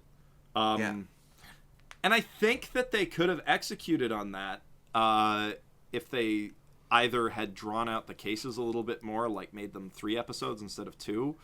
One for each day would have given them a bit more breathing room. I think they could have also made it work a little bit better by adopting a more... Like by changing more of the storyline, by taking out a little bit of the gameplay stuff and making it more of an actual adaptation. Maybe making it something closer to Detective Conan, which probably. Say what or what they could have done is, or they could have done a lot more. Like some of the cases they could have kept from the game, especially the really good ones. But there is nothing saying that they couldn't have had anime only cases to spice things up. The ideal Phoenix Wright anime for me is an adaptation of the manga that has like a continuing story from Phoenix Wright that's separate from the video games. Its own thing. Have it be its own independent story that tells me about more Phoenix Wright cases that maybe didn't involve so much puzzle solving but had cool twists in other ways. But, man, how many times have each of us played through the first game? A lot. Like between all the remakes and everything, how familiar are we with Rise from the Ashes and stuff? Oh, wait, no, Rise from the Ashes is the last one. Turnabout Goodbyes. How familiar are we with all those different turnabouts and everything? It's a lost opportunity to do something cooler, I feel like.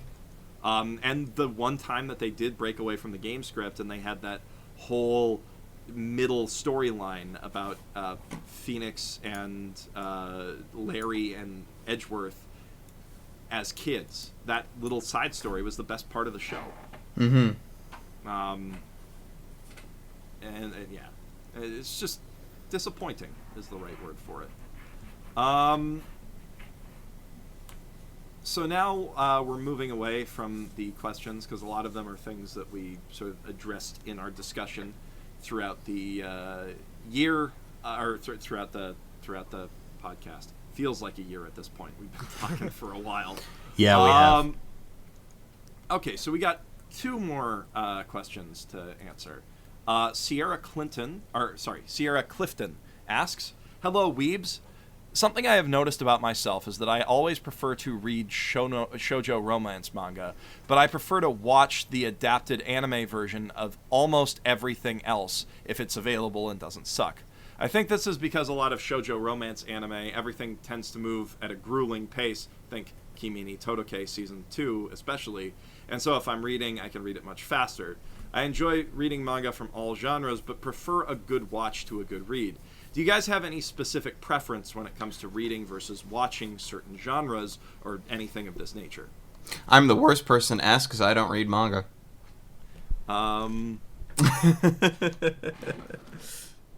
Yeah, I don't read manga often, but usually my reason for reading a manga is the anime's not out yet. Or in the case of... I did end up reading well ahead in Hiroaka. In Mob Psycho, didn't you say? I read ahead in Mob Psycho, but that's because the rest of the series isn't out yet. I finished Mob Psycho and then I read the rest of the comics.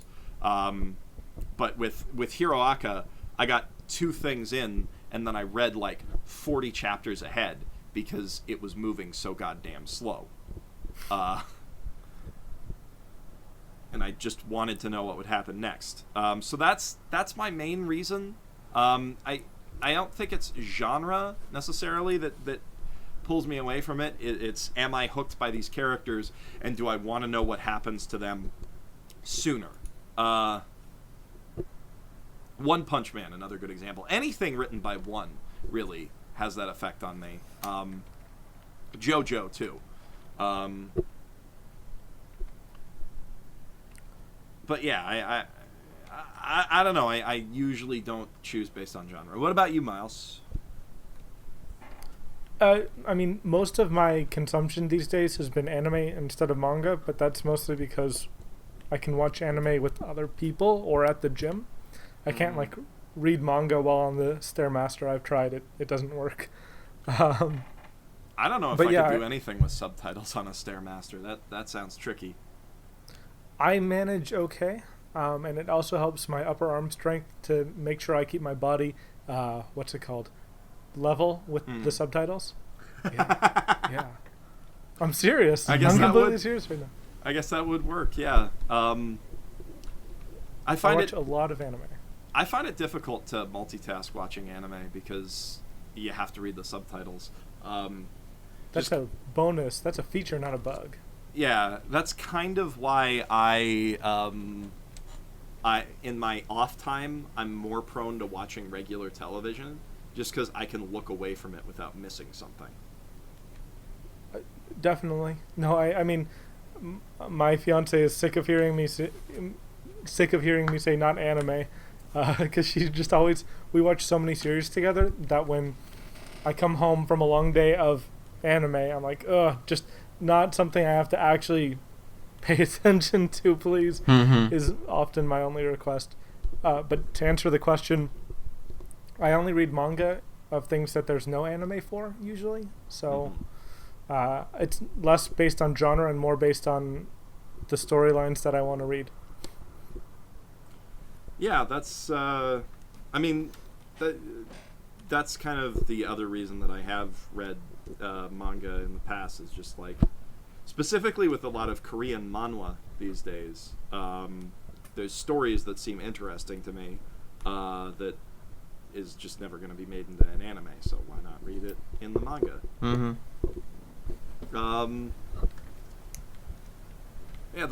Okay, so the final question is an interesting one from a channel regular, Trey Allen, who runs the Mother's Basement Rumors Twitter account. And he asks, "Hey Shit Taste Cast, as respected and hardworking members of the YouTube community, how do you keep yourselves from being distracted when you're writing content? I'm having trouble with it myself in that I keep hitting writer's blocks and I move to something else, planning on returning to projects very soon, but never actually coming back. Thanks for the help." Lately, I found that I don't necessarily like start writing and then hit a writer's block and have to move on. Most of the time, I don't end up actually sitting down to write until I basically have all the general idea of what I want to say in a video in my head already, so I just kind of sit down and put it to paper. So instead of that, my writer's block is just not knowing what I'm going to say in the entire video in the head in the first place and procrastinating and doing something else.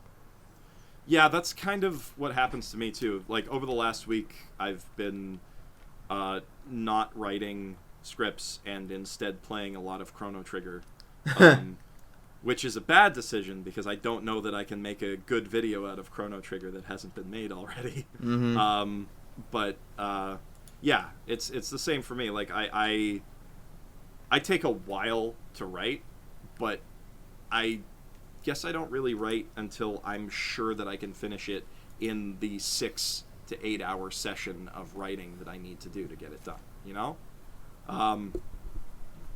And that's kind of how I've always been with writing, which is why I can never finish a novel if I try to write a novel. But What's in an OP kind of helps with that, because I have a formula to work with. There is content there for me to find that doesn't have to come out of my own brain. So I can sit down and force myself to write an episode of What's in an OP, and usually the process of doing that will get the gears grinding, so to speak. But yeah, keeping yourself from getting distracted once you've already started is just a matter of, I don't know, plan out your sessions. You know, if being distracted is a problem for you, schedule it like work. Like have a designated time that is your writing time when you won't do anything else. If you can, find a space separate from your room or your gaming computer or whatever to actually do that writing on, and just don't let yourself break that commitment. You know, if you make a commitment to yourself or to something else that you're gonna stick to a schedule or that you're gonna get work done at a specific time, that will help quite a lot in getting work done at a specific time. So yeah, that's my advice. And write about stuff that you actually care about a lot is the other thing. It's really, really hard to just write something because you feel like you should. I think we've all been through that where we've got like a project that we want to get done and we just never get it done because we feel obligated to do it. And that's the main reason I haven't done my best anime openings of 2016, is because while I do care about that subject matter a lot, I got a little bit burned out writing the best anime openings of all time. You know, that took a long time to get done, and I need to build up the energy reserves to get the follow-up finished. So yeah, just budget your time, budget your energy, and make a schedule. Any follow-up advice? Nope. No, that basically hit it all. I'll double down on the advice about the coffee shop. Mm-hmm. Get out of your normal space. Have a designated space where the only thing you do is that. Mm-hmm. And be really good about that. Yeah. That's hard for me to do now, but once I move out, we're going to have a second bedroom that has... That helps. Yeah, we're turning into As someone who has done that, that helps. The only thing you have to make sure is that don't put anything in your office that you do for fun. Yes. So one of the biggest problems I had is that for the longest time until I recently got my laptop, my computer has been my computer. I used it to work. I used it to watch anime. I used it to play video games, which means that when I had to sit there and make sure that I worked and wrote and edited, I'm like, I could do that, or I could press this button here and go play a game, or go watch an entirely different anime that I have no intention of making a video on that really doesn't help me at all. It is very easy to do that, but now I've moved all my work to my laptop. Yeah. So anytime I'm on my laptop, I'm working. Yeah, that's it. That is definitely a very good strategy to have. I might do the opposite of that and set up my office, like my personal office PC, as my work PC and just delete all of the fun stuff off of it. Because I now have a really good gaming laptop that I can get work done with. So, but yeah, that's a good strategy to have, is just make sure that you differentiate between work and fun. Ha ha ha ha. Unless you have fun working, I guess. I mean, yeah. I think all three of us are in that kind of really awkward boat. Mm-hmm. But yeah. Yeah, but I mean, even there, I think it's possible.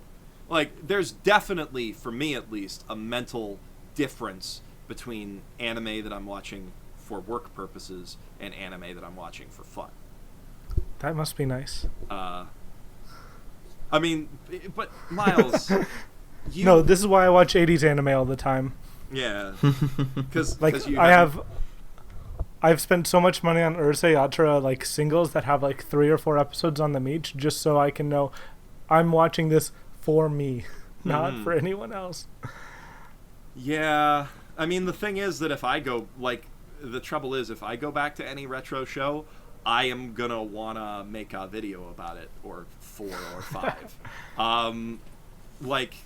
I have the Blu-rays of Denocoil sitting up on my shelf, and man, do I ever wanna just tear into that. Just do it. Can't wait to watch those videos, though. Just Love do Den of it. Coil. Den of Coil is the best show that never came out here until now. And now it's Yeah. out. Yeah. And now it is out. And so's Nietzsche, Joe. Well, and and Bokurano came out like a year and a half ago, Mm. which I was surprised at. yeah, I need to go back and watch that. Yeah, you really you do. I mean, oh god, and for you guys, Scrapped Princess on Blu-ray soon. Well, hell, I fucking sucked it up and I went and I bought an out-of-print copy of Scrap Princess because I was looking for it for freaking years, and then I finally found it and I was like, gotta buy this instantly, and I did. And it's great that the Blu-ray's coming out now, but I'm like, I don't know if I want to rebuy it because it took me so long to get the copy. Yeah, well, I mean, I kind of want to go out of my way to eBay all of the special editions with the puppets and shit, but I found all of them at freaking Youmacon for like a total of like $70 US, of course, and I was like, I really want to rebuy it now. But it was like I couldn't justify it. As much as I wanted all the dolls and stuff, I was like, these are the exact same version of the show that I already own, and I just came out of the Funimation thing where they announced they were putting it on Blu-ray. Yeah. I was like, I couldn't justify it. I could justify that, man. I'd have paid you $80 to pick it up for me. But I love that show. So, but yeah, it is nice that we're finally like that. Anime has reached a point in popularity that they actually have to dig back through the old stuff to find good things to sell on Blu-ray now. Tatami Galaxy, Tatami Galaxy, Tatami Galaxy. Fingers crossed. Just put out a Masaki Yuasa collection. The real Miyazaki, the real new Miyazaki, Masaki Yuasa. I don't know how many people actually bought Ping Pong, which makes me really sad. I am gonna go out and buy Ping Pong actually the next paycheck I get, because Ping Pong might be the best sports anime of all time. Probably. It's a hard question. Anyway, yeah, I think that we've answered those questions satisfactorily and gone off on a lot of tangents, but they were fun tangents, and hopefully you guys enjoyed listening to them over the course of the last 3.5 hours. Jeez. That's normal for the Weebcast. I'm gonna go play Metal Gear Solid for a half hour before bed, I guess. I might do some Overwatch or something. And you know, me being 3 hours ahead of both y'all, I'm gonna go die in my bed. Because it's late. Yeah, thanks. It's almost 2 o'clock in the morning. Holy crap. We'll have to do it in the afternoon for you next time.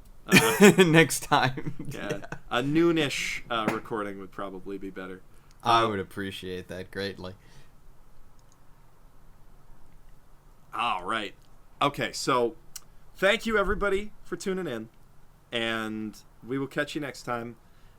Be sure to check out the Anime Awards page if you want to, look at these nominees and draw your own conclusions. Be sure to check out the shows that we talked about at crunchyroll.com/basement, where you can get a 30-day free trial to watch anime. And be sure to send your questions to weeklyweebcast@gmail.com. And if your question is how you can get cool loot sent straight to your door every month, then you can go to lootcrate.com.